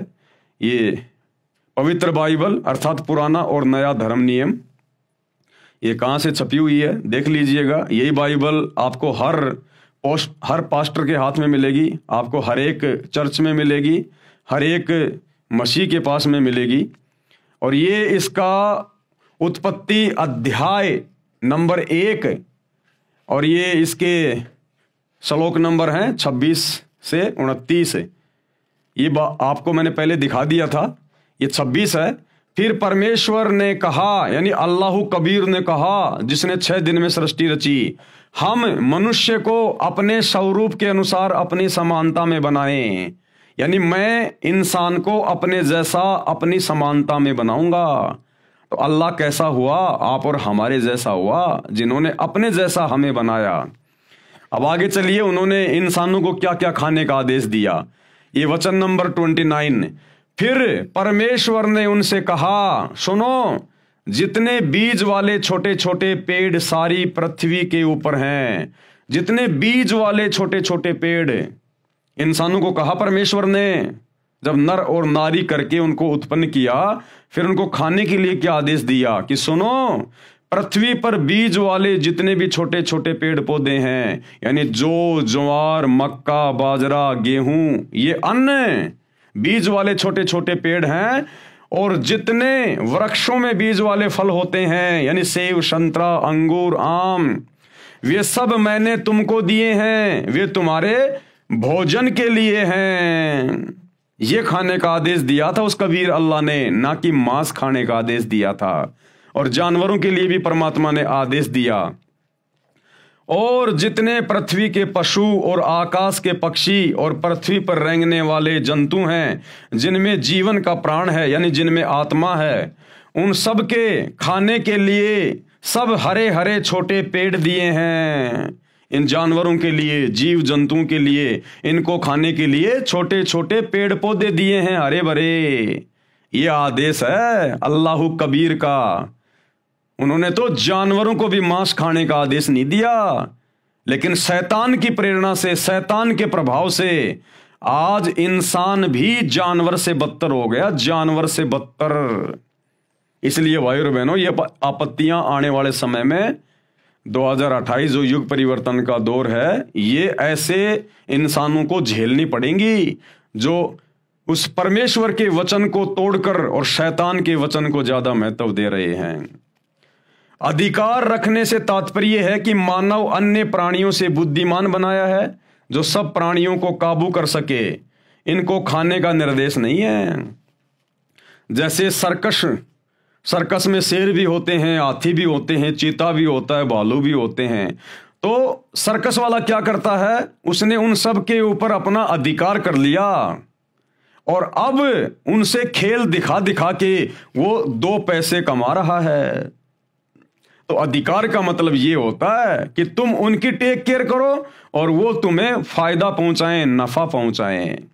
और खाने के लिए परमात्मा ने सबको ये छोटे छोटे बीज वाले पेड़, फल, ये आदेश दिया परमात्मा ने, किसी जीव की हत्या करने का नहीं दिया। उत्पत्ति 1 श्लोक 27, तब परमेश्वर ने मनुष्यों को अपने स्वरूप के अनुसार उत्पन्न किया, नर नारी करके उसने मनुष्य की सृष्टि की। परमेश्वर ने मनुष्यों को आशीष दी और उनसे कहा, फूलो फलो और पृथ्वी के ऊपर भर जाओ। मनुष्यों के भोजन के लिए निर्देश जो अभी आपने बाइबल में देख लिया कि उस अल्लाह कबीर ने, सुप्रीम गॉड ने इंसानों के भोजन के लिए क्या निर्देश दिए। उत्पत्ति अध्याय 1 श्लोक 29, फिर परमेश्वर ने उनसे यानी मनुष्यों से कहा, सुनो, जितने बीज वाले छोटे छोटे पेड़ सारी पृथ्वी के ऊपर हैं, यानी बाजरा, ज्वार, गेहूं, चावल, चना, मक्का, काजू, बादाम, पिस्ता आदि आदि, और जितने वृक्षों में बीज वाले फल होते हैं, आम, अमरूद, जामुन, केले, अंगूर, वे सब मैंने तुमको दिए हैं, वे तुम्हारे भोजन के लिए हैं। अभी आपने बाइबल में देख लिया। उत्पत्ति अध्याय 1 श्लोक 30, और जितने पृथ्वी के पशु और आकाश के पक्षी और पृथ्वी पर रेंगने वाले जंतु हैं, जिनमें जीवन के प्राण हैं, उन सब के खाने के लिए मैंने हरे हरे छोटे पेड़ दिए हैं, और वैसा ही हो गया। उत्पत्ति अध्याय 1 श्लोक 31, बाइबल में क्या लिखा है, तब परमेश्वर ने जो कुछ बनाया था देखा तो क्या देखा कि वो बहुत अच्छा है। तब सांझ हुई, फिर भोर हुआ, इस प्रकार 6वां दिन हो गया। उत्पत्ति अध्याय 2 और आगे ये श्लोक नंबर 2, यों आकाश और पृथ्वी और उसकी सारी सेना का बनाना समाप्त हो गया, और परमेश्वर ने अपना काम जिसे वह करता था 7वें दिन समाप्त किया, और उसने अपने किए हुए सारे काम से 7वें दिन विश्राम किया। यानी वो कबीर परमात्मा अपने सतलोक की सिंहासन पर जा बैठा। उत्पत्ति अध्याय 2 श्लोक 3, और परमेश्वर ने 7वें दिन को आशीष दी तथा पवित्र ठहराया, क्योंकि उसमें उसने सृष्टि की रचना के सारे काम से विश्राम किया। विशेष मानव के भोजन के विषय में यह आदेश उस अल्लाह का, जिसके विषय में कुरान की सूरत फुरकानी 25 आयत नंबर 52 से 59 में वर्णन है कि कबीर अल्लाह ने सर्व सृष्टि की रचना 6 दिन में की, फिर ऊपर आसमान में तख्त यानी सिंहासन पर जा विराजा। उसकी खबर यानी संपूर्ण जानकारी किसी बाखबर यानी तत्वदर्शी संत से पूछो, उससे जानो। अब भैया उसकी जानकारी तो वर्तमान में सतगुरु रामपाल जी परमेश्वर जी के पास में है, बाकी पूरे विश्व में किसी के पास नहीं है। और अब ये जानकारी धीरे धीरे पूरी दुनिया को पता चल रही है कि वास्तव में रियल अल्लाह कौन है, रियल गॉड कौन है, और ये डुप्लीकेट शैतान जिसने सबको भ्रमित कर रखा है, जो मुसलमानों का अल्लाह बन के बैठा, हिंदुओं का भगवान बन के बैठा हुआ है। अब ये जानकारी सतगुरु रामपाल जी ने यानी स्वयं उस अल्लाह कबीर ने धरती पर बाखबर के रूप में, तत्वदर्शी संत के रूप में प्रकट होकर अब सबको बता दी है। और अब ये डूंडा फटेगा, डूंडा पूरे विश्व में डंके की चोट पर बच्चे बच्चे को पता चलेगा कि शैतान कौन है, डुप्लीकेट अल्लाह कौन है और सुप्रीम गॉड कौन है।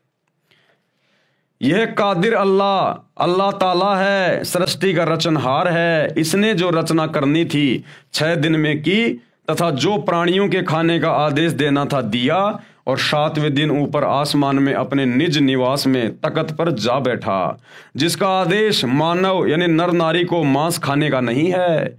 इसके आदेश की अवहेलना करके, अन्य का आदेश पालन करके मांस खाने वाले परमेश्वर का विधान भंग कर रहे हैं।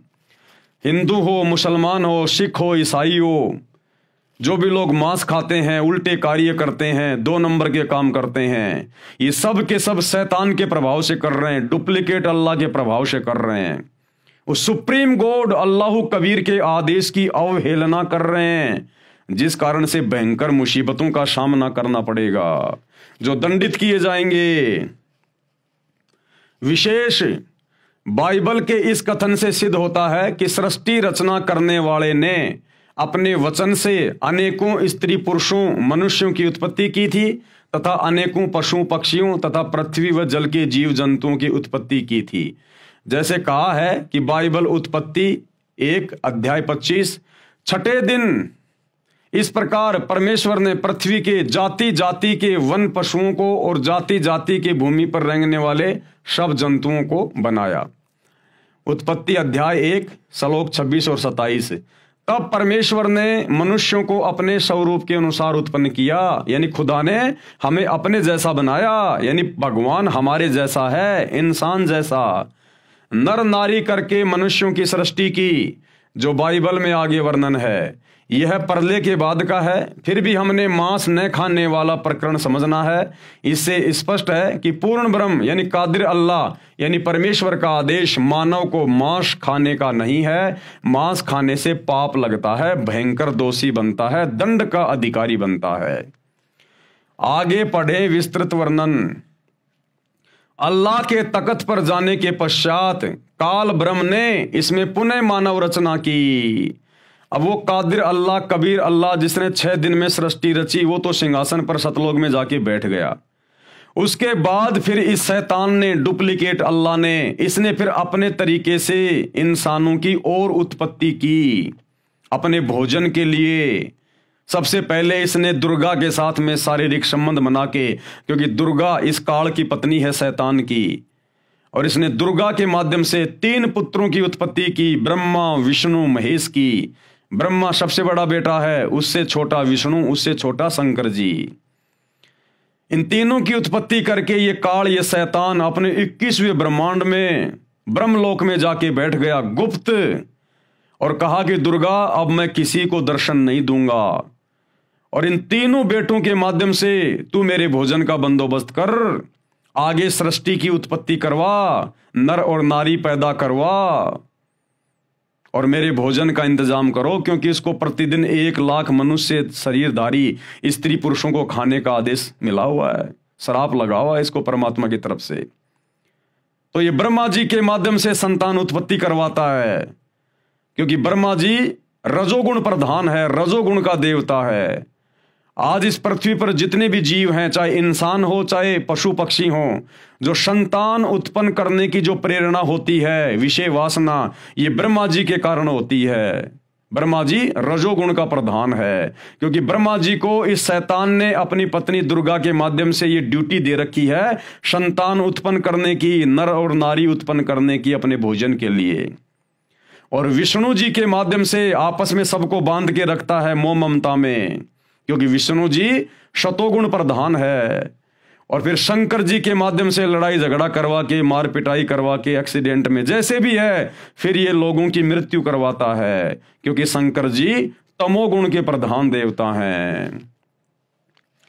अल्लाह के यानी उस कबीर परमेश्वर के तख्त पर जाने के बाद काल ब्रह्म ने यानी शैतान ने इसमें दोबारा मानव रचना की। उसका वर्णन आगे है।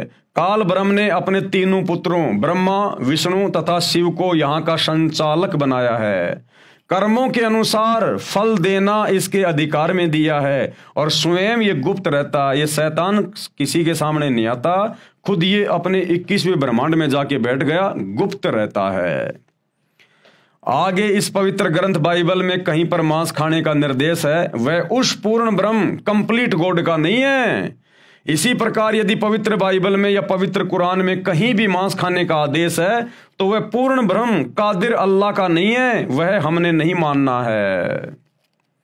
सूक्ष्म वेद यानी कलाम एक कबीर में कादिर अल्लाह का निर्देश। अब सूक्ष्म वेद में यानी कबीर सागर में और गरीबदास जी के सदग्रंथ साहिब में उस कलाम ए कबीर यानी अल्लाह कबीर सुप्रीम गॉड का क्या आदेश है। हजरत मोहम्मद जी जिस साधना को करता था वही साधना अन्य मुसलमान समाज भी कर रहा है। वर्तमान में सब मुसलमान श्रद्धालु मांस भी खा रहे हैं, परंतु नबी मोहम्मद जी ने कभी मांस नहीं खाया, तथा न ही उनके सीधे अनुयायियों 1,80,000 ने मांस खाया। केवल रोजा व बंग तथा नमाज किया करते थे, गाय आदि को बिस्मिल यानी हत्या नहीं करते थे। नबी मोहम्मद नमस्कार है राम रसूल कहाया, और 1,80,000 को सौगंध जिन नहीं कर्द चलाया। अरश कुरश में अलय तकत है, खालिक बिन नहीं खाली। और वो पागंबर पाक पुरुष थे साहिब के अब्दाली, कि नबी हजरत मोहम्मद और उनके फॉलोवर तो बहुत ही पाक थे, पवित्र थे, उन्होंने कभी मांस को छुआ तक नहीं। भावार्थ, नबी मोहम्मद तो आदरणीय हैं जो प्रभु के अवतार कहलाए हैं, यानी शैतान के। कसम है 1,80,000 पैगंबर हुए हैं, तथा जो उनके अनुयायी थे उनको कसम है कि उन्होंने कभी बकरे, मुर्गे तथा गाय आदि पर करद नहीं चलाया, अर्थात जीव हिंसा नहीं की तथा मांस भक्षण नहीं किया। वे हजरत मोहम्मद, हजरत मूसा, हजरत ईसा आदि पैगंबर संदेश वाहक तो पवित्र व्यक्ति थे तथा ब्रह्म यानी ज्योति निरंजन काल के कृपा पात्र थे।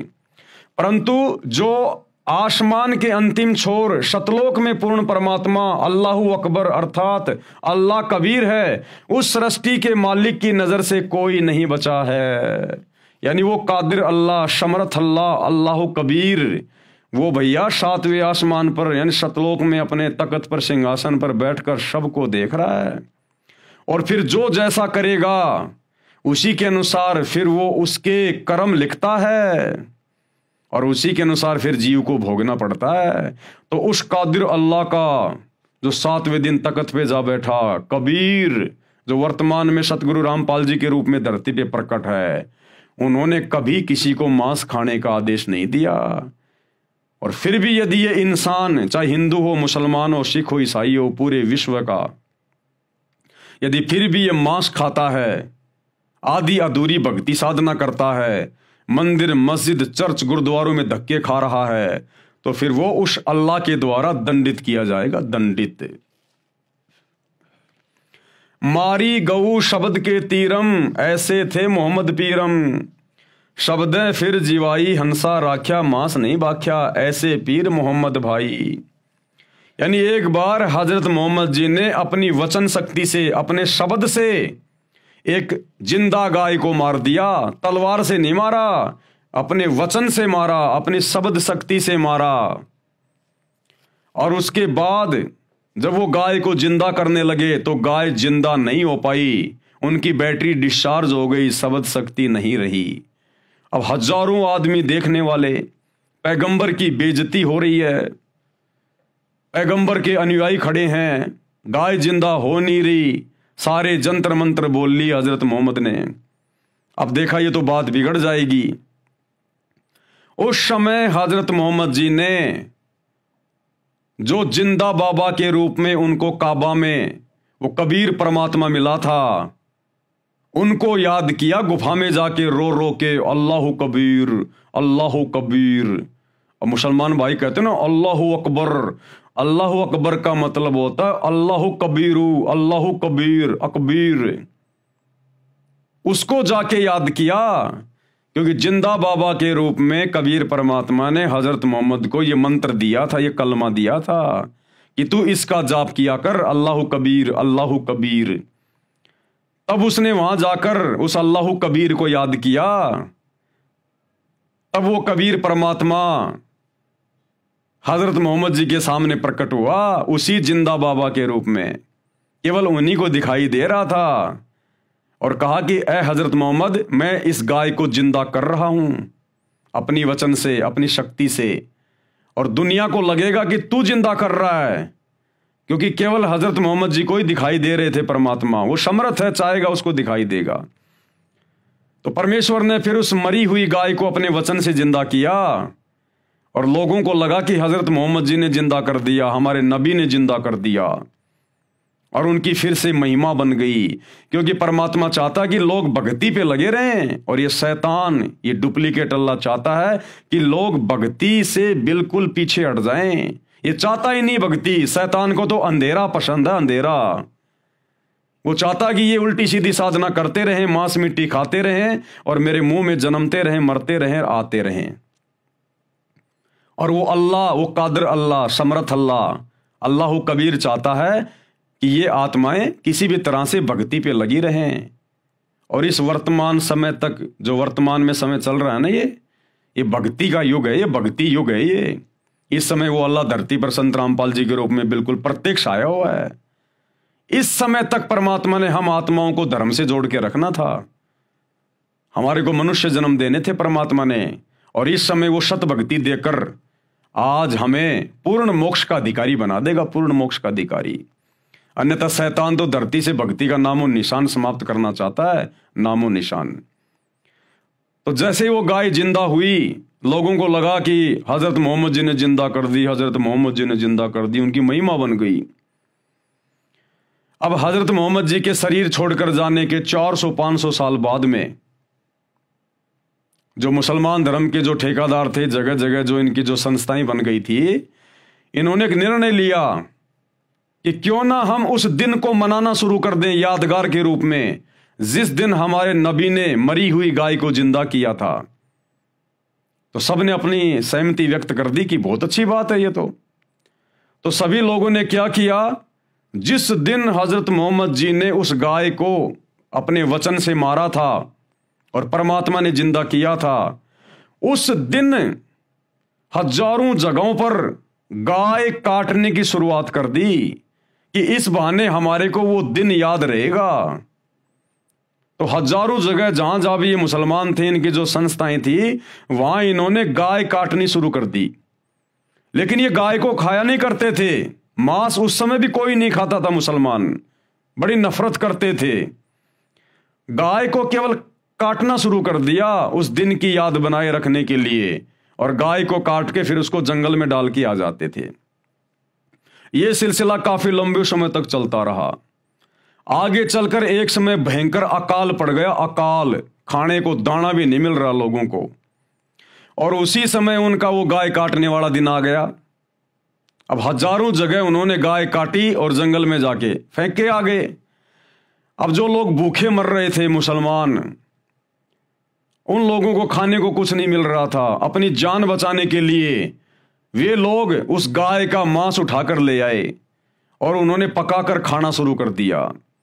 अन्य लोगों ने, मुसलमानों ने देखा तो कहा ये तो बड़े निकम्मे आदमी हैं, इन्होंने तो अपना धर्म भ्रष्ट कर लिया, इन्होंने मांस खा लिया। यह सूचना उन्होंने अपने धर्म के ठेकेदारों को दी। अब इस प्रकार की सूचना जगह जगह से आने लग गई कि साहब वहां भी मांस खा लिया, वहां भी मांस खा लिया, वहां भी मांस खा लिया।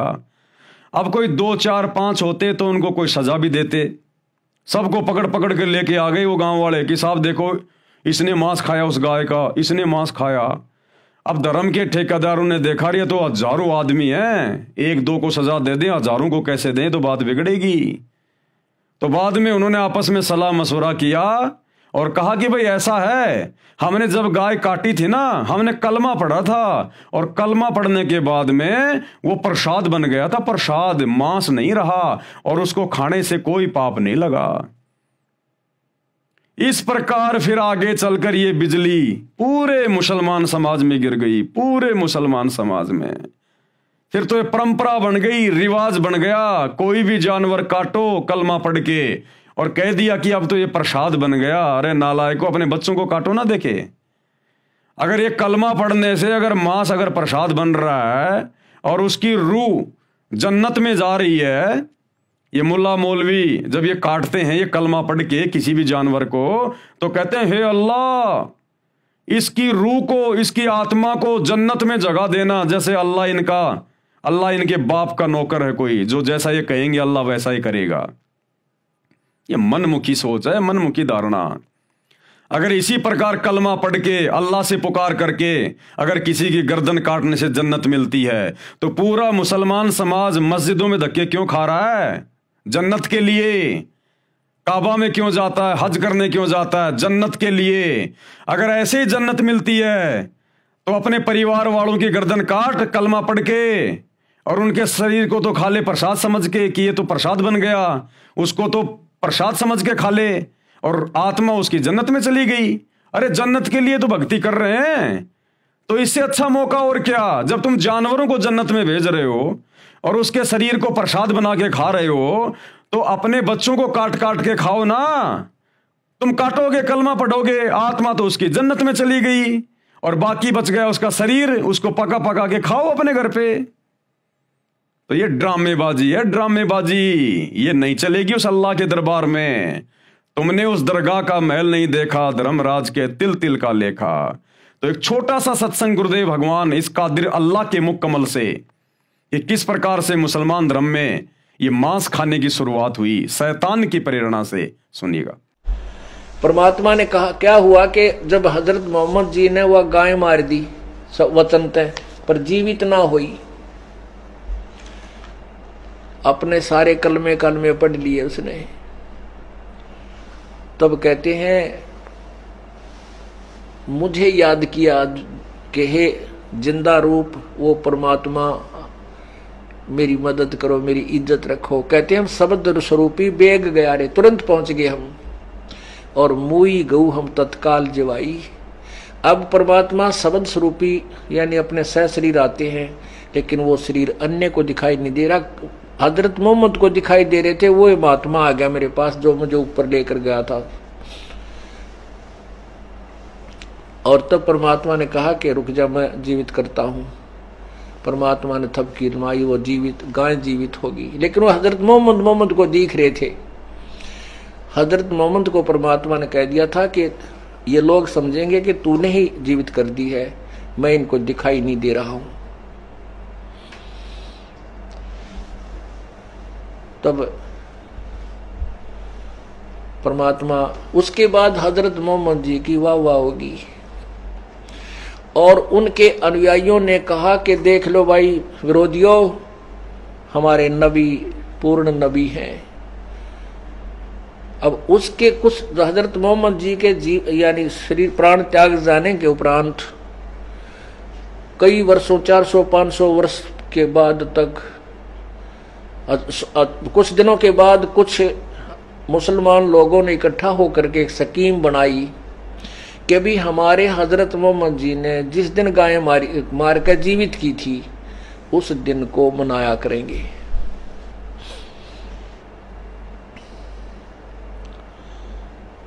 अब सब ने सहमति दे दी, भाई भूलना पड़ा यह बात तो ठीक है। तो वो गाय को उस दिन एक गाय को कलमा पढ़ के वो मंत्र सा बोल के उसको धीरे धीरे काट देते हैं, हलाल कहते हैं। लेकिन मांस नहीं खाते थे वो क्या करते थे, उस गाय को जंगल में डाल देते थे मार के, और वहां पशु पक्षी खा लेते थे। तो वो नहीं खाते थे, मुसलमान नहीं खाते थे मांस, कहते हम नहीं छुएंगे इसको। कुछ वर्षों के बाद क्या हुआ कि अकाल गिर गया, दुर्भिक्ष पड़ गया, बहुत ज्यादा अन्न रहा नहीं। और उसी दौरान वो दिन आ गया जिस दिन हजरत मोहम्मद जी ने गाय जीवित की थी वचन से मार के। तो उन्होंने उस गाय को हलाल करके और जंगल में डाल दिया। उसमें भूख मरी चल रही थी। किसी मुसलमानों ने, कुछ मुसलमानों ने वो मांस गाय का पका के खा लिया। अन्य मुसलमानों को पता लग गया, उन्होंने बहुत घोर विरोध किया कि इन्होंने धर्म बिगाड़ दिया, इन्होंने मांस खा लिया, ये अपराधी है, इनको सजा दी जाए। ऐसी ऐसी घटना कई जगह पर घट गई। उन व्यक्तियों को पकड़ दिया गया धार्मिक लोगों द्वारा, और उसमें एक कमेटी बन चुकी थी जगह जगह पर कि वो फैसला करेंगे इनको क्या सजा दी जाए। तो उस कमेटी के पास हजारों की संख्या में ऐसे व्यक्तियों की रिपोर्ट आएगी। उन्होंने फिर केस स्कीम बनाई, भाई इनको कैसे सजा दे, ये तो ठीक नहीं बात रही। उन्होंने क्या स्कीम बनाई कि इनको कह दो कि कलमा पढ़ने से वो गाय का मांस पवित्र हो गया था, प्रसाद बन गया था, उसके खाने से इनको अपराध नहीं लगा। अब वो स्टेटमेंट उनकी सुन ली तो सभी उनको छोड़ दिया, भाई ये तो प्रसाद बन गया था इसलिए खा लिया, तो कोई दोष नहीं। उसके बाद या बिजली गिर गई मुसलमान धर्म में, ये मांस खाने लागे कि तो पवित्र हो गया, प्रसाद बन गया, घर घर बांटन लागे। हे परमात्मा, ये सारे खेल यू काल करवावे हैं। अब क्या जरूरत थी उन्हें वो दिन मनाने की, ये दिन ना मनाते थे या बुराई इस पवित्र धर्म में नहीं घुसती, और ये कम से कम घोर पाप तो बचे रहते। तो भाई और बहनों, ये बहुत ही गलत परंपरा ये मुसलमान समाज में शैतान की प्रेरणा से चली हुई है। उस कादिर अल्लाह का कोई मांस खाने का आदेश नहीं है। तो कहते मारी गऊ शब्द के तीरम, ऐसे थे मोहम्मद पीरम। और शब्दें फिर जीवाई हंसा, राख्या मांस नहीं बाख्या, ऐसे पीर मोहम्मद भाई। एक समय नबी मोहम्मद ने एक गाय को शब्द यानी वचन सिद्धि से मारकर सबके सामने जीवित कर दिया था। यानी करने वाले तो अल्लाह थे, लेकिन महिमा उन्हीं को दी गई है। उन्होंने गाय का मांस नहीं खाया। अब मुसलमान समाज वास्तविकता से परिचित नहीं है। जिस दिन गाय जीवित की थी उस दिन की याद बनाए रखने के लिए गऊ मार देते हो। आप जीवित नहीं कर सकते तो मारने के भी अधिकारी नहीं हो। ऐ मुसलमानों, ऐ मुल्ला मौलवियों, अगर तुम गाय को जीवित करने के अधिकारी नहीं हो तो तुम मारने के भी अधिकारी नहीं हो। तुम कहते हो कि हमारे नबी ने गाय को मार दिया था, तो तुम्हारे नबी ने तो गाय को जीवित भी कर दिया था। तुम करके दिखाओ ना। अगर तुम जीवित करने के अधिकारी नहीं हो तो फिर तुम किसी को मारने के भी अधिकारी नहीं हो। आप मांस को प्रसाद रूप जानकर खाते तथा खिलाते हो। आप खुद भी पाप के भागी बनते हो तथा अपने अनुयायियों को भी गुमराह कर रहे हो। आप दोजक यानी नरक के पात्र बन रहे हो। अब सूक्ष्म वेद में, उस पवित्र कबीर सागर में, जो कि सूक्ष्म वेद है, 5वां वेद है, और आदरणीय गरीबदास जी की वाणियां सूक्ष्म वेद, इनमें परमेश्वर की तरफ से क्या आदेश है मांस खाने या ना खाने के विषय में, और जो लोग मांस खाते हैं उनके विषय में। कबीर मांस आहारी मानव प्रत्यक्ष राक्षस जानी, यानी जो मांस भक्षण करता है किसी भी जानवर का, वो तो प्रत्यक्ष राक्षस है, राक्षस। कबीर मांस आहारी मान ई प्रत्यक्ष राक्षस जानी, ताकि संगति मति हरे होए भक्ति में आनी। ऐसे दुष्ट नीच प्रवृत्ति के, राक्षस प्रवृत्ति के लोगों की तो संगति भी नहीं करनी चाहिए। जो लोग मांस खाते हैं वो तो प्रत्यक्ष राक्षस हैं, उनके पास तो बैठना भी नहीं चाहिए। उनके पास बैठने मात्र से हमारी भक्ति में हानि होगी, नुकसान होगा, हमारे विचार गंदे होंगे। ऐसे लोगों के पास तो, जो मांस खाते हैं या किसी जानवर को काटते हैं, उनके तो पास में भी नहीं बैठना चाहिए। उस अल्लाह का तो ये आदेश है। कबीर मांस खाए ते ढेड सब। जो लोग मांस खाते हैं वो किसी भी धर्म का हो, किसी भी जाति का, वो ढेड इंसान है। ढेड, ढेड कोई जाति नहीं होती। ढेड का मतलब होता है नीच व्यक्ति। तो कहते हैं मांस खाने वाला चाहे हिंदू हो, चाहे मुस्लिम हो, चाहे सिख हो, चाहे ईसाई हो, विश्व का कोई भी प्राणी हो, वो ढेड व्यक्ति है, वो नीच है, नीच। कबीर मांस खाए ते ढेड सब और मद पीवे सो नीच, और जो शराब पीते हैं वो महादुष्ट प्राणी है। कुल की दुर्मति पर हरे राम कहे सो ऊंच। ऐसे व्यक्तियों की तो दुर्मति ये शैतान हर लेता है। उनके कुल की, परिवार की, उनके खानदान की दुर्गति होती है। पूरा का पूरा खानदान ऐसे लोगों का या तो कभी जल के मरेगा, या कभी एक्सीडेंट में मरेगा, या किसी बीमारी से मरेगा। यानी ऐसे लोगों की तो भयंकर दुर्गति से मौत होती है। और राम कहे सो ऊंच, और जो भक्ति करता है उस अल्लाहु राम की, उस अल्लाहु कबीर की, राम यानी जो सबसे बड़ा अल्लाह, सबसे बड़ा खुदा। दशरथ पुत्र राम नहीं।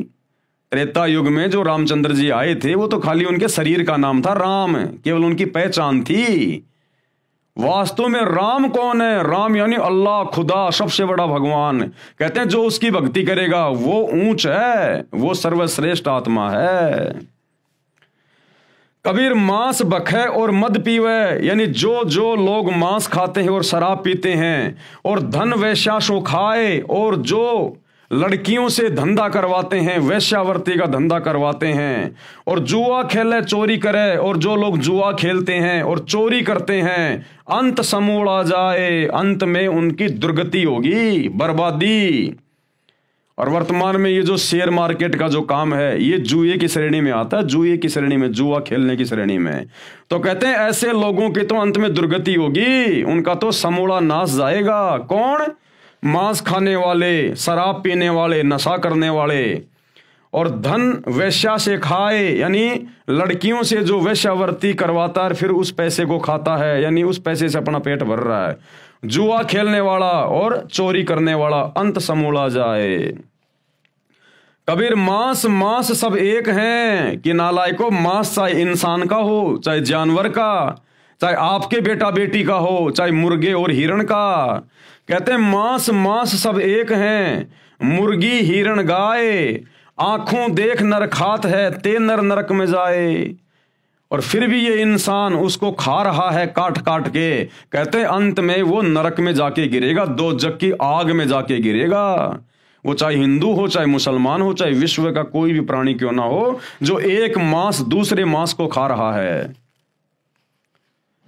कबीर ये कुकर को बख्श है। कबीर अल्लाह कह रहे हैं कि ये मांस खाना तो ये कुत्ते का भोजन है। कबीर ये कुकर को बख्श है, मनुष्य दे क्यों खाए, हे नादान प्राणी, ये अनमोल मनुष्य जन्म प्राप्त करके तू क्यों ये गंदगी खा रहा है। मुख में आमिख मेल के नरक परेंगे जाए। कबीर पापी पूजा बैठ के बखे मांस मद दोई, कि एक तरफ तो तुम भक्ति करने का दिखावा करते हो, मुसलमान तुम मस्जिद में जाते हो, नमाज करते हो, हिंदू तुम लोग मंदिर में जाते हो, मूर्तियां पूज रहे हो, और दूसरी तरफ तुम लोग मांस खा रहे हो, शराब पी रहे हो। तिनकी दीक्षा मुक्ति नहीं, कोटि नरक फल होई। गुरु पद पर जो लोग बैठे हैं मुसलमान धर्म में, हिंदू धर्म में, किसी भी धर्म में, और उसके बाद वो मांस भी खाते हैं, शराब भी पीते हैं, नशा भी करते हैं, कैसे ऐसे लोगों से दीक्षा लेने से, उपदेश लेने से मुक्ति नहीं होगी। दोनों नरक में जाएंगे, दोनों के दोनों। कबीर जीव हने हिंसा करे, यानी जीव हत्या करता है, प्रकट पाप सिर होए, उसके सिर पर तो पाप रखा जा रहा है। निगम पुनि ऐसे पाप ते बिस्त गया नहीं कोई। ऐसे कुकर्म करने वाले आज तक तो कभी स्वर्ग में गए नहीं, जन्नत में गए नहीं। अल्लाह कबीर कह रहा है कि ऐसे कुकर्म करने वाले, जीव हत्या करने वाले आज तक कभी भी भिस्त में नहीं गए, स्वर्ग में नहीं गए। उनके सिर पर तो पाप की गठरी रखी है। कबीर तिल भर मछली खाए के कोटि गऊ दे दान। कबीर अल्लाह कह रहा है कि अगर किसी ने तिल भर भी मछली खा ली, यानी तिल भर भी मांस खा लिया, चाहे तुम 1 करोड़ गाय दान कर दो, तुम्हारा वो पाप नहीं उतर सकता। अब सोचिए जो लोग रोजाना मांस खा रहे हैं, बकरे बकरे काट के, मुर्गियां काट के, उनके साथ में क्या बीतेगी। उस अल्लाह कबीर का तो ये आदेश है कि तिल भर मछली खाए के, तिल के दाने जितने भी अगर आपने मछली खा ली, कोई भी मांस का टुकड़ा खा लिया, चाहे तुम 1 करोड़ गाय दान कर दो, तुम्हारा वो पाप नहीं उतरेगा। और काशी करोत ले मरे तो भी नरक निदान। भले फिर तुम काशी में करोत लेके मर जाना, तुम्हारा वो पाप नहीं उतरेगा। एक समय हिंदू धर्म के पंडितों ने, ब्राह्मणों ने एक कुक्रम शुरू कर दिया धन कमाने के लिए। इन्होंने कहा कि भगवान विष्णु की तरफ से हमारे को एक आदेश आया है। इन्होंने आरा लगा दिया वहां पर काशी में, जैसे वो लकड़ी काटने का आता ना था ऐसा, और कहा कि जो अपनी गर्दन कटवाएगा यहां आकर, वो सीधा स्वर्ग में जाएगा, बैकुंठ में जाएगा। तो जो बेचारे श्रद्धालु थे, उस समय बेचारे अनपढ़ हुआ करते थे, इन पंडितों पर, मुल्ला मौलवियों पर आंख बंद करके विश्वास किया करते थे। तो उन बुजुर्गों ने कहा कि बेटा देखो, वैसे भी हमारी मृत्यु का दिन आ गया, हम बुजुर्ग हो गए, और क्यों ना हम वहां पर काशी में जाके वो करोत लेके अपना शरीर त्याग दें, हमारी गति हो जाएगी, और आप जी उन धर्म गुरुओं को, ब्राह्मणों को थोड़ी बहुत दान दक्षिणा दे देना। उन्होंने ऐसा ही किया, अपने बूढ़े माता पिता को वहां छोड़ के आ गए पंडितों के पास में, और उनके खाने पीने का सारा उनको एक्स्ट्रा उनको पैसा दे दिया करते थे। अब उन पंडितों ने देखा रे भाई भीड़ बहुत ज्यादा होने लग गई, बड़ी समस्या हो गई। उसके बाद उन्होंने एक आरा लगा दिया वहां पर गर्दन काटने का, और कहा कि भगवान विष्णु की तरफ से हमें आदेश आया है, अगर किसी ने जल्दी भिस्त में जाना है, स्वर्ग में जाना है, तो आरे से गर्दन कटवा लो। और भैया आरे से गर्दन कटवाने के थोड़े पैसा एक्स्ट्रा लगेंगे। तो उन बुजुर्गों ने अपने बच्चों को बताया कि भाई ऐसे ऐसे है, हमें मरना तो है ही, 5-10 रुपए और दे दो पंडित जी को, हम जल्दी चले जाएंगे। तो उन लोगों ने, उन स्वार्थी पंडितों ने, उन धर्म के ठेकेदारों ने शैतान की प्रेरणा से, काल की प्रेरणा से वहां पर इंसानों को काटना शुरू कर दिया, इंसानों को काटना। तो कबीर परमात्मा कहते हैं अगर तूने तिल भर भी मांस खा लिया, चाहे तू 1 करोड़ दान कर देना गायें, और चाहे तू काशी में जाके वो करोत लेके अपनी गर्दन कटवा के मर जाना, तो भी तेरे को बैकुंठ नहीं मिलेगा, घोर दंड का भागी बनेगा। कबीर तिल भर मछली खाए कह कोटि गऊ दे दान, काशी करोत ले मरे तो भी नरक निदान, नरक में जाएगा। कबीर बकरी पाती खात है ताकि काडी खाल, और जो बकरी को खात है तिनका कौन हवाल।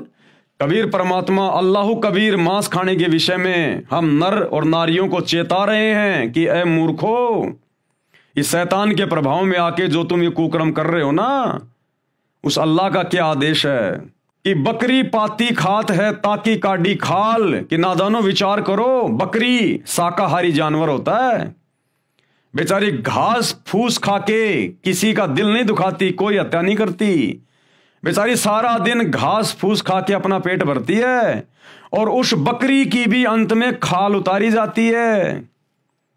बकरी पाती खात है यानी वो तो बेचारी घास फूस खा के अपना पेट भर रही है, शाकाहारी है, और उसकी भी अंत में खाल उतारी जाती है, दुर्गति से उसकी मौत होती है। बकरी पाती खात है ताकि काडी खाल, और जो बकरी को खा रहे हैं उनका क्या होगा हवाल। और नालायक, तुम तो मांस खा रहे हो, तुम तो उस बकरी को खा रहे हो। सोचो तुम्हारा अंत में क्या होगा जब घास फूस खाने वाली बकरी का ये हाल हो रहा है, तो बकरी को खाने वालों का क्या हाल होगा। परमात्मा हमें डरा रहे हैं सच्चाई बताकर। तो मुसलमान भाइयों, हिंदू भाइयों, जिस भी धर्म के भाई बहनों जो मांस खाते हैं, विचार कर लेना, इतनी भयंकर सजा मिलेगी परमात्मा के दरबार में जो कुकर्म तुम कर रहे हो। कबीर मुल्ला तुझे करीम का कब आया फरमान, कि हे मुल्ला, हे मौलवी, जो तू मांस काट रहा है ना, प्रसाद बना के बांट रहा है, तुझे उस करीम अल्लाह का, उस दयालु अल्लाह का तुझे कब ये आदेश आया। घट फोड़ा घर घर बांटा साहब का निशान। हे मुल्ला, हे मौलवी, हे काजी, तुझे उस करीम अल्लाह की तरफ से, अल्लाह कबीर की तरफ से कब आदेश आया ये जीव हत्या करने का, जो तू जीव काट काट के, ये कलमा पढ़ पढ़ के तू ये प्रसाद रूप में बांट रहा है। कबीर काजी का बेटा मुआ उर में साल पीर। कबीर परमात्मा कहते हैं, हे काजी, अगर तेरा बेटा मर जाता है तो तेरे हृदय में बहुत ज्यादा पीड़ा होती है, तकलीफ होती है। वह साहब सबका पिता भला न माने वीर, और वो साहब, वो अल्लाह तो सबका पिता है। कि मुल्ला, जब तेरा बेटा मर जाता है तो तुझे कितनी पीड़ा होती है, और वो साहब, वो कबीर अल्लाह तो सबका पिता है, गधे का, सूअर का, बकरी का, भेड़ का, इंसान का। और तू उस कबीर अल्लाह की आत्माओं को काट काट के खा रहा है, उसके बेटा बेटियों को काट काट के खा रहा है, वो कितना दुखी हो रहा होगा। ए मुल्ला, ए मौलवी, ए मांस खाने वालों, तुम्हारे साथ में क्या बीतेगी अंत में। कबीर पीर सबन को एक सी मूर्ख जाने नाही। कबीर अल्लाह कह रहे हैं कि सबको एक जैसी पीड़ा होती है, चाहे बकरी हो, चाहे चींटी हो, चाहे हाथी हो, चाहे इंसान हो, सबके अंदर आत्मा है, सबका एक जैसा ही शरीर है अंदर, सबको पीड़ा होती है। देखिए, अपने बेटे का कोई नाखून उतार के खा के दिखाए, जो बकरी का गला काट देते हैं, गाय काट देते हैं, सूअर काट देते हैं, उस अल्लाह के बच्चों को मार मार के खा रहे हो। अपने बच्चे की उंगली काट के खा के दिखाओ कोई, तो कहते हैं पीड़ा सबको एक जैसी होती है। वो बकरा बकरी जो कसाई की दुकान पे बंधे होते हैं, और जब दूसरे बकरे को काटा जाता है तो वो देख देख के रोते हैं, वो भयभीत होते हैं, वो कि भाई हमारा भी नंबर आएगा, हमारा भी नंबर आएगा। और जब उनको काटा जाता है तो क्या वो चिल्लाते नहीं, क्या वो तड़पते नहीं है, क्या उनको दर्द नहीं होता है। तो परमेश्वर हमें जगा रहे हैं मूर्खों को जो शैतान के प्रभाव में है। कबीर पीर यानी पीड़ा सभी को एक सी मूर्ख जाने नहीं, लेकिन जो मूर्ख है, जो मंद बुद्धि है, जो शैतान के प्रभाव में है, वो इन बातों को नहीं जान पाता। अपना गला कटाए के क्यों न बसो भिस्त के माही। अगर इसी प्रकार से कलमा पढ़कर अगर किसी की गर्दन काटने से अगर उसको भिस्त में जगह मिल रही है, वो आत्मा अगर जन्नत में जा रही है, तो नालायक अपना खुद का गला क्यों नहीं काट रहा तू। अरे जाना तो तूने भी जन्नत में ही है, भिस्त में ही है। मंदिर मस्जिदों में तुम भी तो धक्के वहीं के लिए खा रहे हो। अगर इसी प्रकार से अगर भिस्त मिलता है, स्वर्ग मिलता है, जन्नत मिलती है, तो नालायक अपना भी गर्दन काट और अपने परिवार की भी काट। कबीर मुर्गी मुल्ला से कहे जब करत है क्यों ही। वो मुर्गी यानी कोई भी जानवर जब वो काटता है तो वो मुर्गी उस मुल्ला से कह रही है कि मुझे जबरन क्यों मार रहा है, मुझे क्यों मार रहा है, साहब लेखा मांगसी संकट पड़ी है तो ही। अरे वो परमात्मा, वो साहेब, वो अल्लाह जब तू शरीर छोड़ के जाएगा वो हिसाब लेगा कि तूने मेरी आत्माओं को क्यों मारा, तेरे को किसने अधिकार दिया, तूने क्यों मांस खाया। कहते हैं उस समय तेरे लेने के देने पड़ जाएंगे मुल्ला। उस समय क्या जवाब देगा उस दरगाह में, तुमने उस दरगाह का महल नहीं देखा, धर्मराज का तिल तिल का लेखा। तो वो मुर्गी उस मुल्ला से कह रही है कि बेटा वहां तेरे लेने देने पड़ जाएंगे, अल्लाह के सामने तू क्या जवाब देगा फिर। कबीर जोर करी जब है करे, यानी जबरदस्ती करके और तुम उनकी हत्या कर रहे हो, और मुख से कहे हलाल कि हमने तो इनको हलाल कर दिया, हलाल कर दिया। अरे साहब लेखा मांगसी तब होसी कौन हवाल, जब वो परवरदिगार तेरे से लेखा मांगेगा, तेरा हिसाब किताब करेगा, तब वहां पर तेरी कौन रक्षा करेगा, तब तेरा कौन हवाल होगा वहां पर। उस दिन की सोच डर। कबीर जोर किया जुल्म है मांगे जवाब खुदाए, आज जो तुम जोर जबरदस्ती जानवरों को मार रहे हो, काट रहे हो, तुम जुल्म कर रहे हो, वो खुदा तुमसे जवाब मांगेगा। और खालिक दर खूनी बड़ा मार मुही मुंह खाए, उस खालिक यानी उस परवरदिगार के दरबार में, उसके दरगाह में जब तू खूनी हत्यारा वहां पर खड़ा होगा तो वहां पर तू मुंह ऊपर करके बात नहीं कर पाएगा। कबीर गला काट कलमा भरे किया कहे हलाल, साहब लेखा मांगसी तब होसी सवाल जवाब। कबीर गला गुस्सा का काटिए मियाँ कहर को मार, जो पांचों बिस्मिल करे तब पावे दीदार। कि कैसे तुम उस परमात्मा की दीदार करोगे जो ऐसे निकृष्ट कर्म यहां कर रहे हो जीव हत्या करके। कबीर ये सब झूठी बंदगी बेरिया पांच नमाज, कि ये तुम्हारी झूठी बंदगी है, ये तुम्हारी झूठी इबादत है। ये तुम दिन में तो रोजे करते हो, नमाज पढ़ते हो, रात को तुम जीव हत्या करते हो, बकरी काटते हो, गाय काटते हो, मुर्गा काटते हो। ये क्या बंदगी है तुम्हारी, क्या तुम ये भक्ति कर रहे हो। कबीर ये सब झूठी बंदगी बेरिया पांच नमाज, सांचे ही मारे झूठ पड़ी काजी करे अकाज। कबीर दिन को रोजा रहत है, दिन में तो तुम रोजा कर रहे हो, तुम ये व्रत कर रहे हो, और रात हनत है गाय, और जैसे ही रात्रि होती है तुम जानवर को काट देते हो, गाय को काट देते हो। यह खून वह बंदगी, एक तरफ तो तुम अल्लाह की इबादत कर रहे हो, दूसरी तरफ उसी की आत्मा, उसी की रूह को काट रहे हो। कहूं क्यों खुशी खुदाए। अरे ये कुकर्म करने से अल्लाह भला कैसे प्रसन्न होगा, कैसे खुश होगा तुमसे। कबीरा तेई पीर है जो जाने पर पीर। कबीर परमात्मा कहते हैं कि वास्तव में वही पीर है, यानी परमात्मा को जानने वाला है, अच्छी आत्मा है, जो जाने पर पीर, जो दूसरे की पीड़ा को जानता है। और जो पर पीर ने जान है, जो दूसरे की पीड़ा को नहीं जानता, सो काफिर बेपीर, वो तो काफिर है, काफिर। कबीर खूब खाना खिचड़ी, कि देखो खिचड़ी खाओ, दाल चावल खाओ, बासमती चावल खाओ, उसमें घी डालो देसी, ये है खाना, ये वाला खाना खाओ। कबीर खूब खाना खिचड़ी माही पड़ी टुकलोन, और मांस पराया खाए के गला कटावे कौन। नालायक ये जानवरों का मांस काट के तू खा जाता है, कहते हैं तेरा भी गला काटा जाएगा, ये तुझे इसका हिसाब किताब देना पड़ेगा, बदला कहीं न जात है तीन लोग के माही। कबीर कहता हूं कहीं जात हूं कहा जो मान हमार। कबीर अल्लाह कह रहा है, वो समर्थ परमात्मा, कि मैं तुमसे कह रहा हूं भाई मेरी बात मानो, और जाका गला तुम काट हो, जिसका आज तुम गला काट रहे हो, गर्दन काट रहे हो, सो फिर काटे तुम्हार, वो फिर एक दिन तुम्हारा गला काटेगा। आज चाहे मुल्ला हो, मौलवी हो, हिंदू हो, कोई भी हो, और जो आज जीव हत्या कर रहा है या फिर मांस खा रहा है बाहर से ला ला के, अगले जन्म में उस मुल्ला मौलवी ने जितने भी जानवर काटे हैं, बकरे काटे हैं, मुर्गे काटे हैं, वो बकरे और मुर्गे तो बनेंगे मौलवी, मुल्ला, कसाई, और वो कसाई मुल्ला मौलवी बनेगा अगले जन्म में मुर्गा, बकरी, और इसी प्रकार से फिर अपना गला कटवाना पड़ेगा। ये यहाँ का रूल है, यहाँ का नियम है। तो परमात्मा कहते हैं, कबीर कहता हूं कहीं जात हूं कहा जो मान हमार, और जिसका गला तुम काट रहे हो सो फिर काटेगा तुम्हारे। कबीर हिंदू के दया नहीं, मेहर तुरक के नाही। कबीर परमात्मा कह रहे हैं कि हिंदू के हृदय में बिल्कुल भी दया नहीं है जो मांस खाते हैं, और मेहर तुरक के नाही, और तुर्क यानी मुसलमान के भी बिल्कुल मेहर नहीं है, दया नहीं है। कहे कबीर दोनों गया लख 84 माही।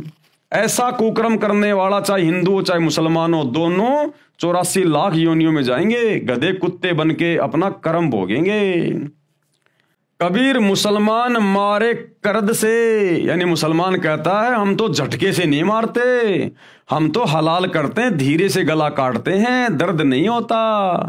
तो कबीर परमात्मा कहते हैं बेटा चाहे धीरे से काट और चाहे झटके से काट, वो आत्मा तो मरी गई। क्या कहते हैं? कबीर मुसलमान मारे करद से और हिंदू मारे तलवार। हिंदू कहते हैं हम तो एक झटके में काट देते हैं, दर्द ही नहीं होने देते। और कहे कबीर दोनों मिले जह जम के द्वार। कहते हैं चाहे धीरे मारो चाहे झटके से मारो, चाहे हलाल करो चाहे तलवार मारो, तुम दोनों के दोनों नालायक परमात्मा के दरबार में नीची गर्दन करके खड़े होगे। वहां पर तुम्हारे को लेने देने पड़ जाएंगे उस परमात्मा के दरबार में। दोनों कहां मिलेंगे? जम के द्वार। उपरोक्त अमृतवाणी में कबीर खुदा यानी कबीर परमेश्वर ने समझाया है कि जो व्यक्ति मांस खाते हैं, शराब पीते हैं, सत्संग सुनकर भी बुराई नहीं त्यागते, उपदेश प्राप्त नहीं करते, उन्हें तो साक्षात राक्षस जानो, राक्षस। अनजाने में गलती ना जाने किससे हो जाए, यदि वह बुराई करने वाला व्यक्ति सत्संग विचार सुनकर बुराई त्याग कर भगवान की भक्ति करने लग जाता है तो वह नेक आत्मा है। यानी जब तक आपको सतगुरु रामपाल जी परमेश्वर जी का ज्ञान नहीं है, इस सच्चे अल्लाह का ज्ञान नहीं है, जब तक आप इनकी शरण में नहीं आते हैं, तब तक आपने जो भी कुछ किया वो आपने एक प्रकार से अनजाने में किया। यदि आप सतगुरु रामपाल जी की शरण में आ जाते हैं और अपनी सत भक्ति शुरू कर देते हैं, वो कुकर्म छोड़ देते हैं, तो परमेश्वर तुम्हारे पिछले सारे कुकर्मों को माफ कर देगा। ये समर्थ है, और आगे तुम्हें ज्ञान ऐसा दे देगा जिंदगी में तुम कभी चींटी को भी नहीं सताओगे।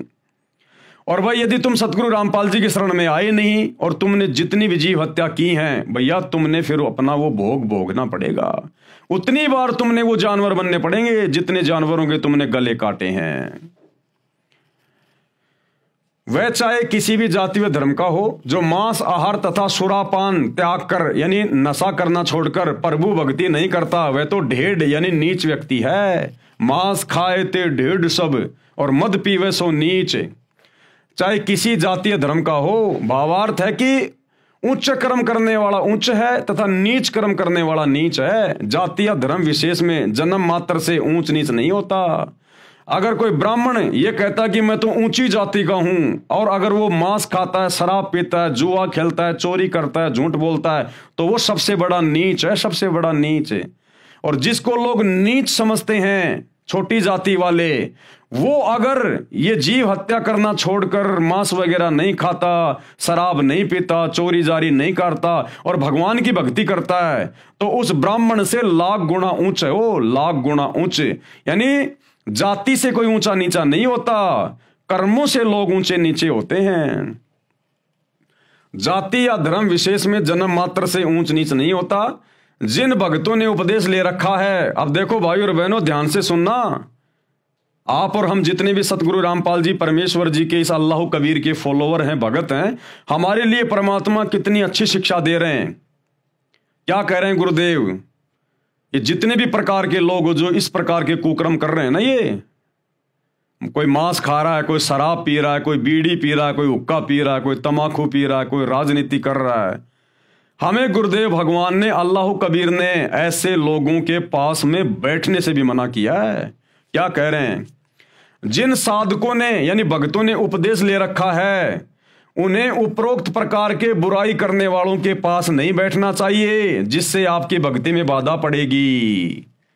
अब बताओ भाई, सतलोक आश्रमों से जुड़े हुए भाई बंधु, गुरुदेव का परिवार, उनके बेटा बेटी, भाई बंधु, रिश्तेदार, अब बताओ इन लोगों ने आनंदपाल जैसे गुंडों की सीबीआई जांच करवाई, उनके साथ में बैठे, उनके धरनों पर, उनकी रैलियों में। हरियाणा के जाट आरक्षण में लाखों भक्तों को जाटों के धरने पे बैठाया, करोड़ों रुपया भक्तों का चंदे के रूप में दिया। अब बताओ भाई और बहनों, गुरुदेव के दोनों लड़के जाट महासभा में जाके जाटों की धर्मशाला का उद्घाटन कर रहे हैं, नेताओं के साथ बैठ के खा रहे हैं, पी रहे हैं। अरे वो तो जगत के लोग हैं भैया, वो तो मांस भी खाते हैं, शराब भी पीते हैं।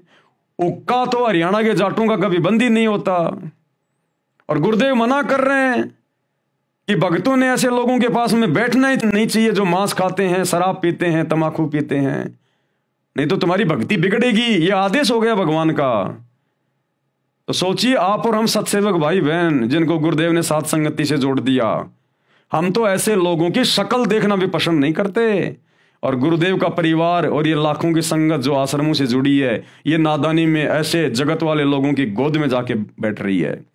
तो सोचिए कितने बड़े पापी हैं ये लोग, अपने गुरु की अवहेलना कर रहे हैं, उनके वचन की अवहेलना कर रहे हैं, कादिर कबीर परमेश्वर के वचन की अवहेलना कर रहे हैं।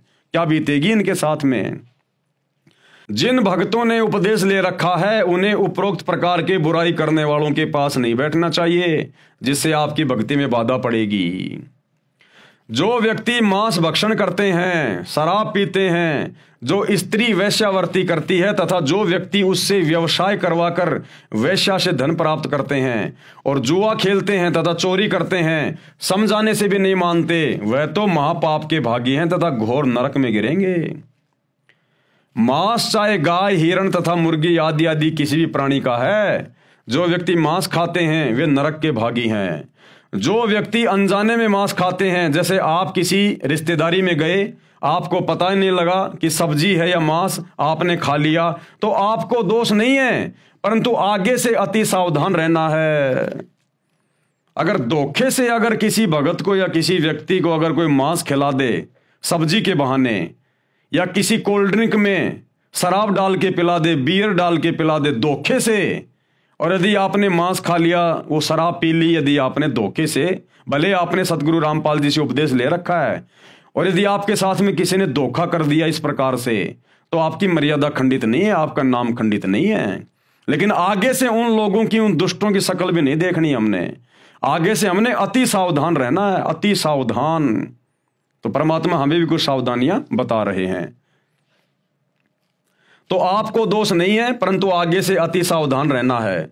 जो व्यक्ति आंखों देखकर भी खा जाते हैं वे दोषी हैं, और जिनको पता है कि सामने तेरे मांस परोसा जा रहा है, तेरे सामने ये बियर की बोतल ला के रख दी और उनके साथ बैठ के खा रहा पी रहा है, वो परमात्मा के दोषी हैं।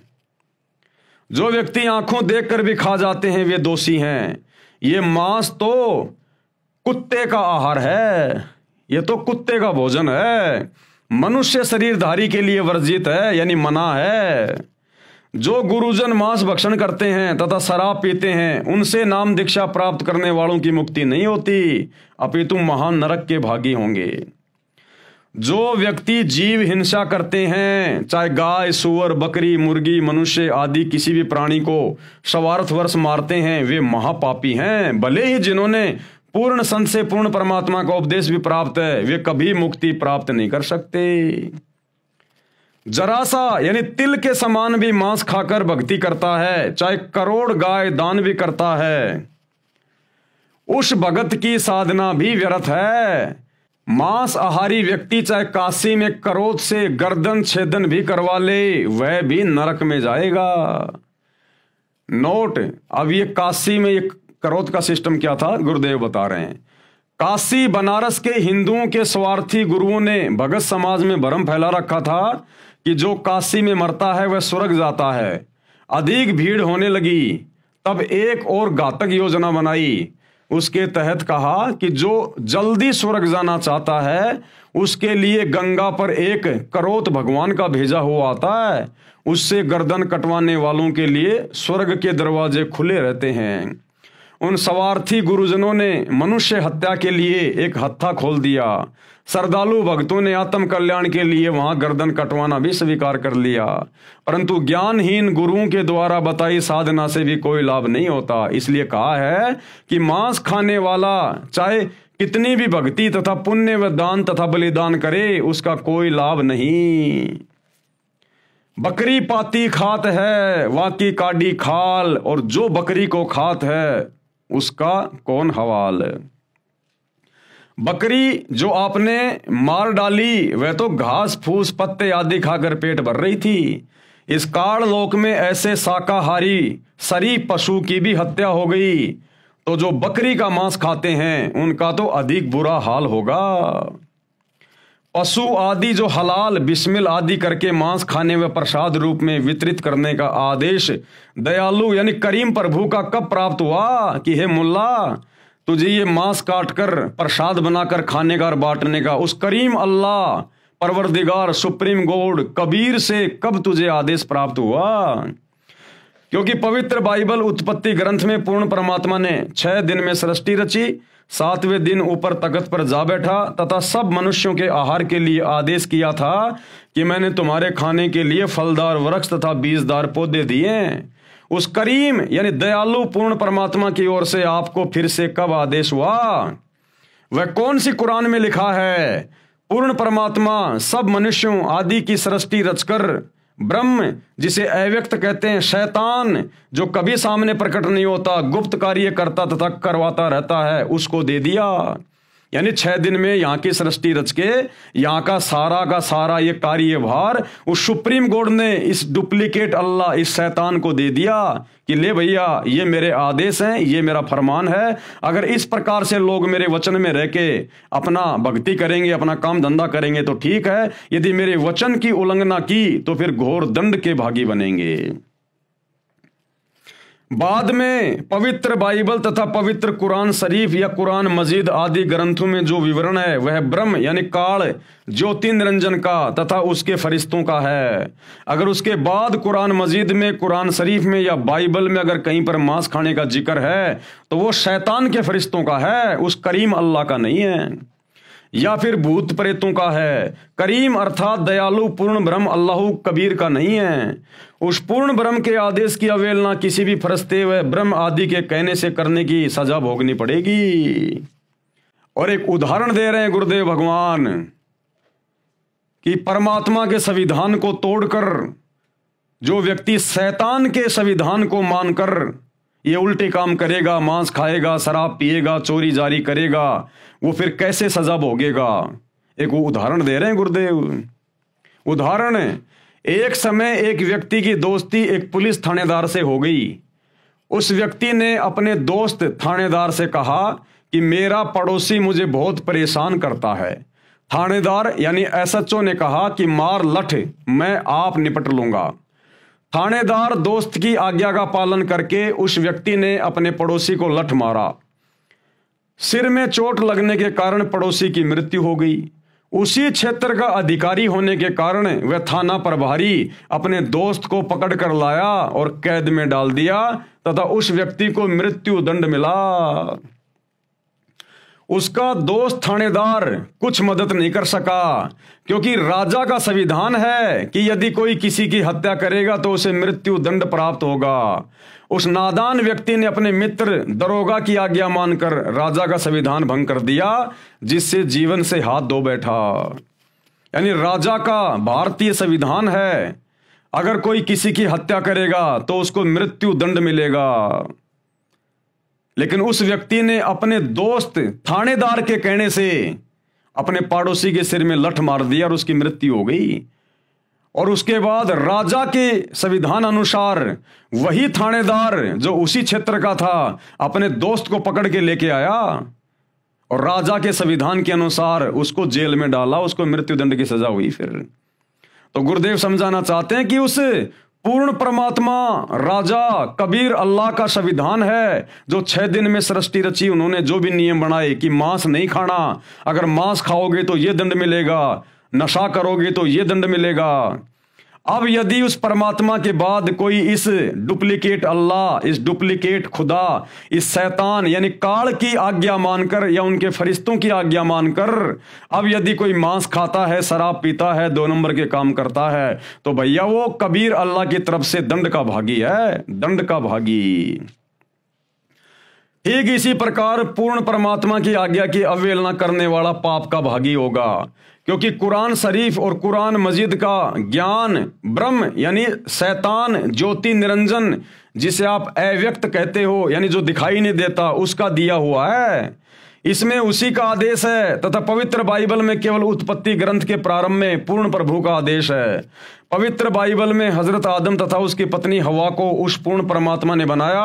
बाबा आदम की वंशज संतान हजरत इजराइल, राजा दाऊद, हजरत मूसा, हजरत ईसा तथा हजरत मोहम्मद आदि को माना है। पूर्ण परमात्मा तो 6 दिन में सृष्टि रचकर तख्त पर विराजमान हो गया। उसके बाद सभी कतेबों का यानी उन पुस्तकों का ज्ञान, कुरान शरीफ आदि का ज्ञान इस ब्रह्म यानी काल ज्योति निरंजन यानी शैतान का प्रदान किया हुआ है। पवित्र कुरान का ज्ञान दाता स्वयं कहता है, यानी वो शैतान स्वयं कहता है कि पूर्ण परमात्मा जिसे करीम अल्लाह कहा जाता है उसका नाम कबीर है, वही पूजा के योग्य है। उसके तत्व ज्ञान व भक्ति विधि को किसी बाखबर यानी तत्वदर्शी संत से पता करो। इससे सिद्ध है कि जो ज्ञान कुरान शरीफ आदि का है वह पूर्ण प्रभु का नहीं है। जब काजी के पुत्र की मृत्यु हो जाती है तो काजी को कितना कष्ट होता है। पूर्ण ब्रह्म अल्लाह कबीर सबका पिता है, उसके प्राणियों को मारने वाले से अल्लाह खुश नहीं होता। दर्द सबको एक जैसा ही होता है। यदि बकरे आदि का गला काटकर हलाल किया कहते हो तो काजी तथा मुल्ला अपना गला छेदन करके हलाल किया क्यों नहीं कहते? यानी अपनी जान प्रिय लगती है, क्या बकरे को अपनी जान प्रिय नहीं है? जिस समय बकरी को मुल्ला मारता है तो वह बेजुबान प्राणी आंखों में आंसू भरकर म्या म्या करके समझाना चाहता है कि हे मुल्ला, मुझे मारकर पाप का भागी मत बन। जब परमेश्वर के घर न्याय अनुसार लेखा किया जाएगा उस समय तुझे बहुत संकट का सामना करना पड़ेगा। वो जो बकरी, बकरा, मुर्गा, मुर्गी वो जो रोते हैं ना अपना गला कटवाते समय, उस समय वो उसे समझा रहे होते हैं आत्मा से कि भाई क्यों ये पाप मोल ले रहा है, क्यों मेरा गला काट के उस करीम अल्लाह कबीर अल्लाह का दोषी बन रहा है। तुझे सख्त से सख्त सजा मिलेगी। उस परमेश्वर की दरगाह में न्याय होगा, वहां तुझे दंड दिया जाएगा। अरे मैं भी उसी की आत्मा हूं, उसी का बच्चा हूं, और मुल्ला तू भी उसी का बच्चा है। हम तो आपस में भाई बहन हैं। ये तो हमारे ये कर्म इतने बिगड़ गए, कभी तू बकरा बनता, कभी मैं बकरा बनता हूं। भाई तू ये गंदा काम ना कर। हमारा पिता जो सबका न्याय करता है, भाई वहां पर तू मुंह लटका के खड़ा होगा, तुझे घोर सजा मिलेगी। वो म्या म्या करने का मतलब होता है उस समय वो शिक्षा दे रहा होता है आत्मा से। तो भाई देख लो, बहुत बुरी बनेगी। उस समय तुझे बहुत संकट का सामना करना पड़ेगा। जबरदस्ती निर्दयता से बकरी आदि प्राणी को मारते हो और कहते हो हलाल कर रहे हैं। इस दोगली नीति का आपको महाकष्ट भोगना पड़ेगा।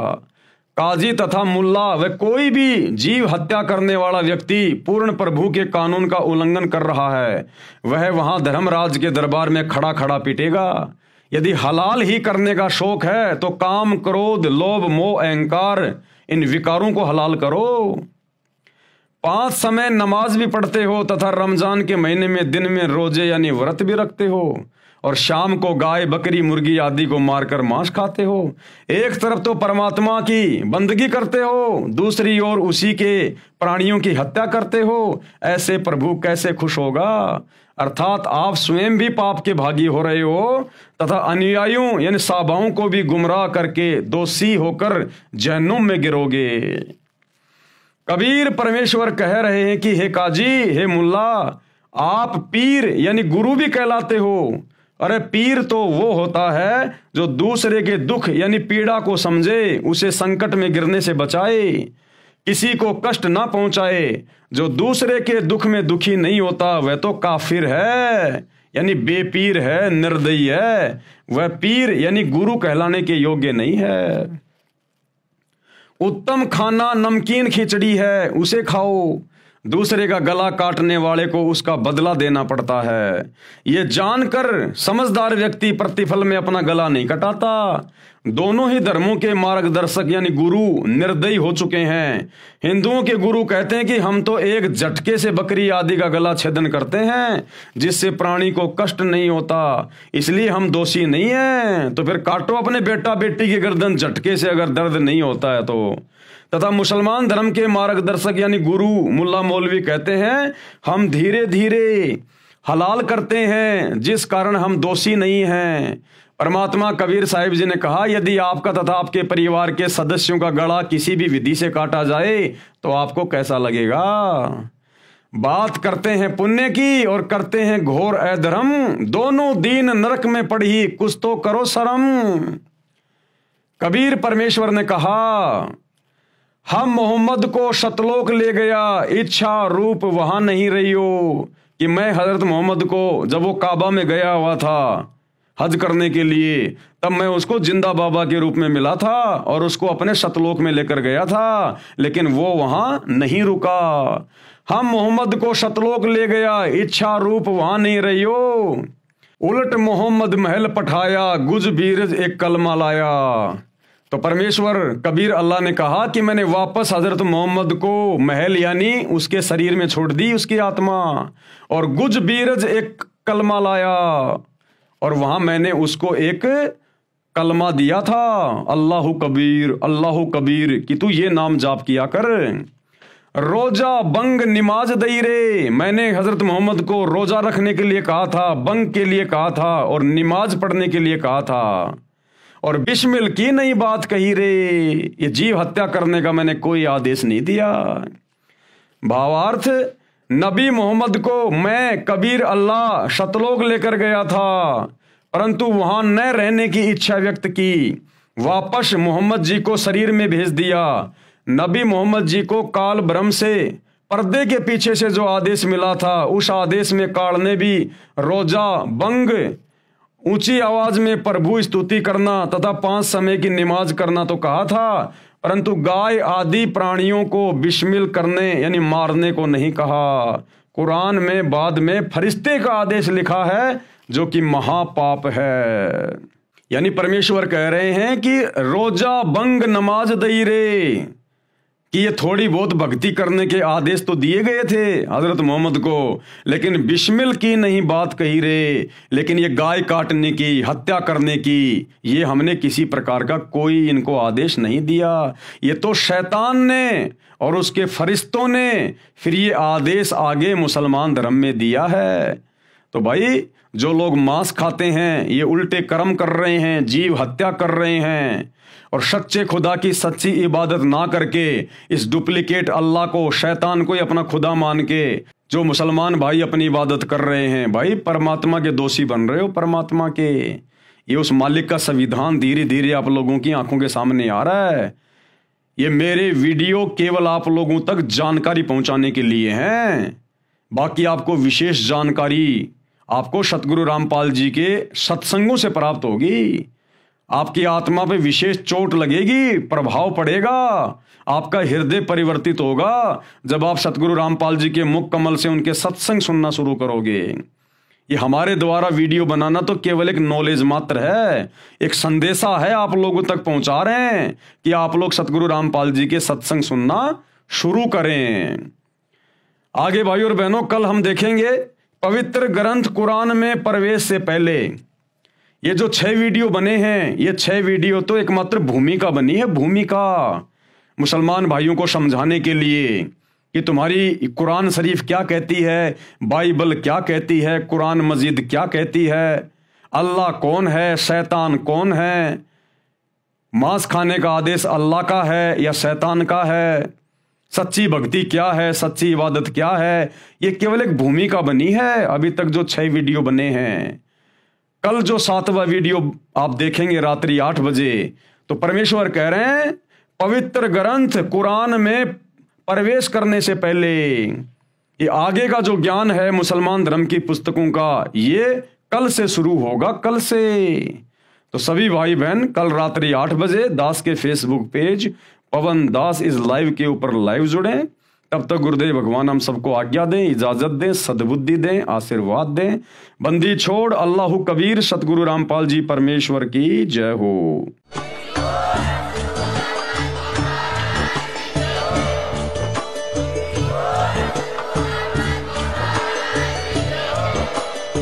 भाई जो गुरु बचन पे डट गे, कट गे फंद 84 के, कट गे फंद 84 के, कट गे फंद 84 के।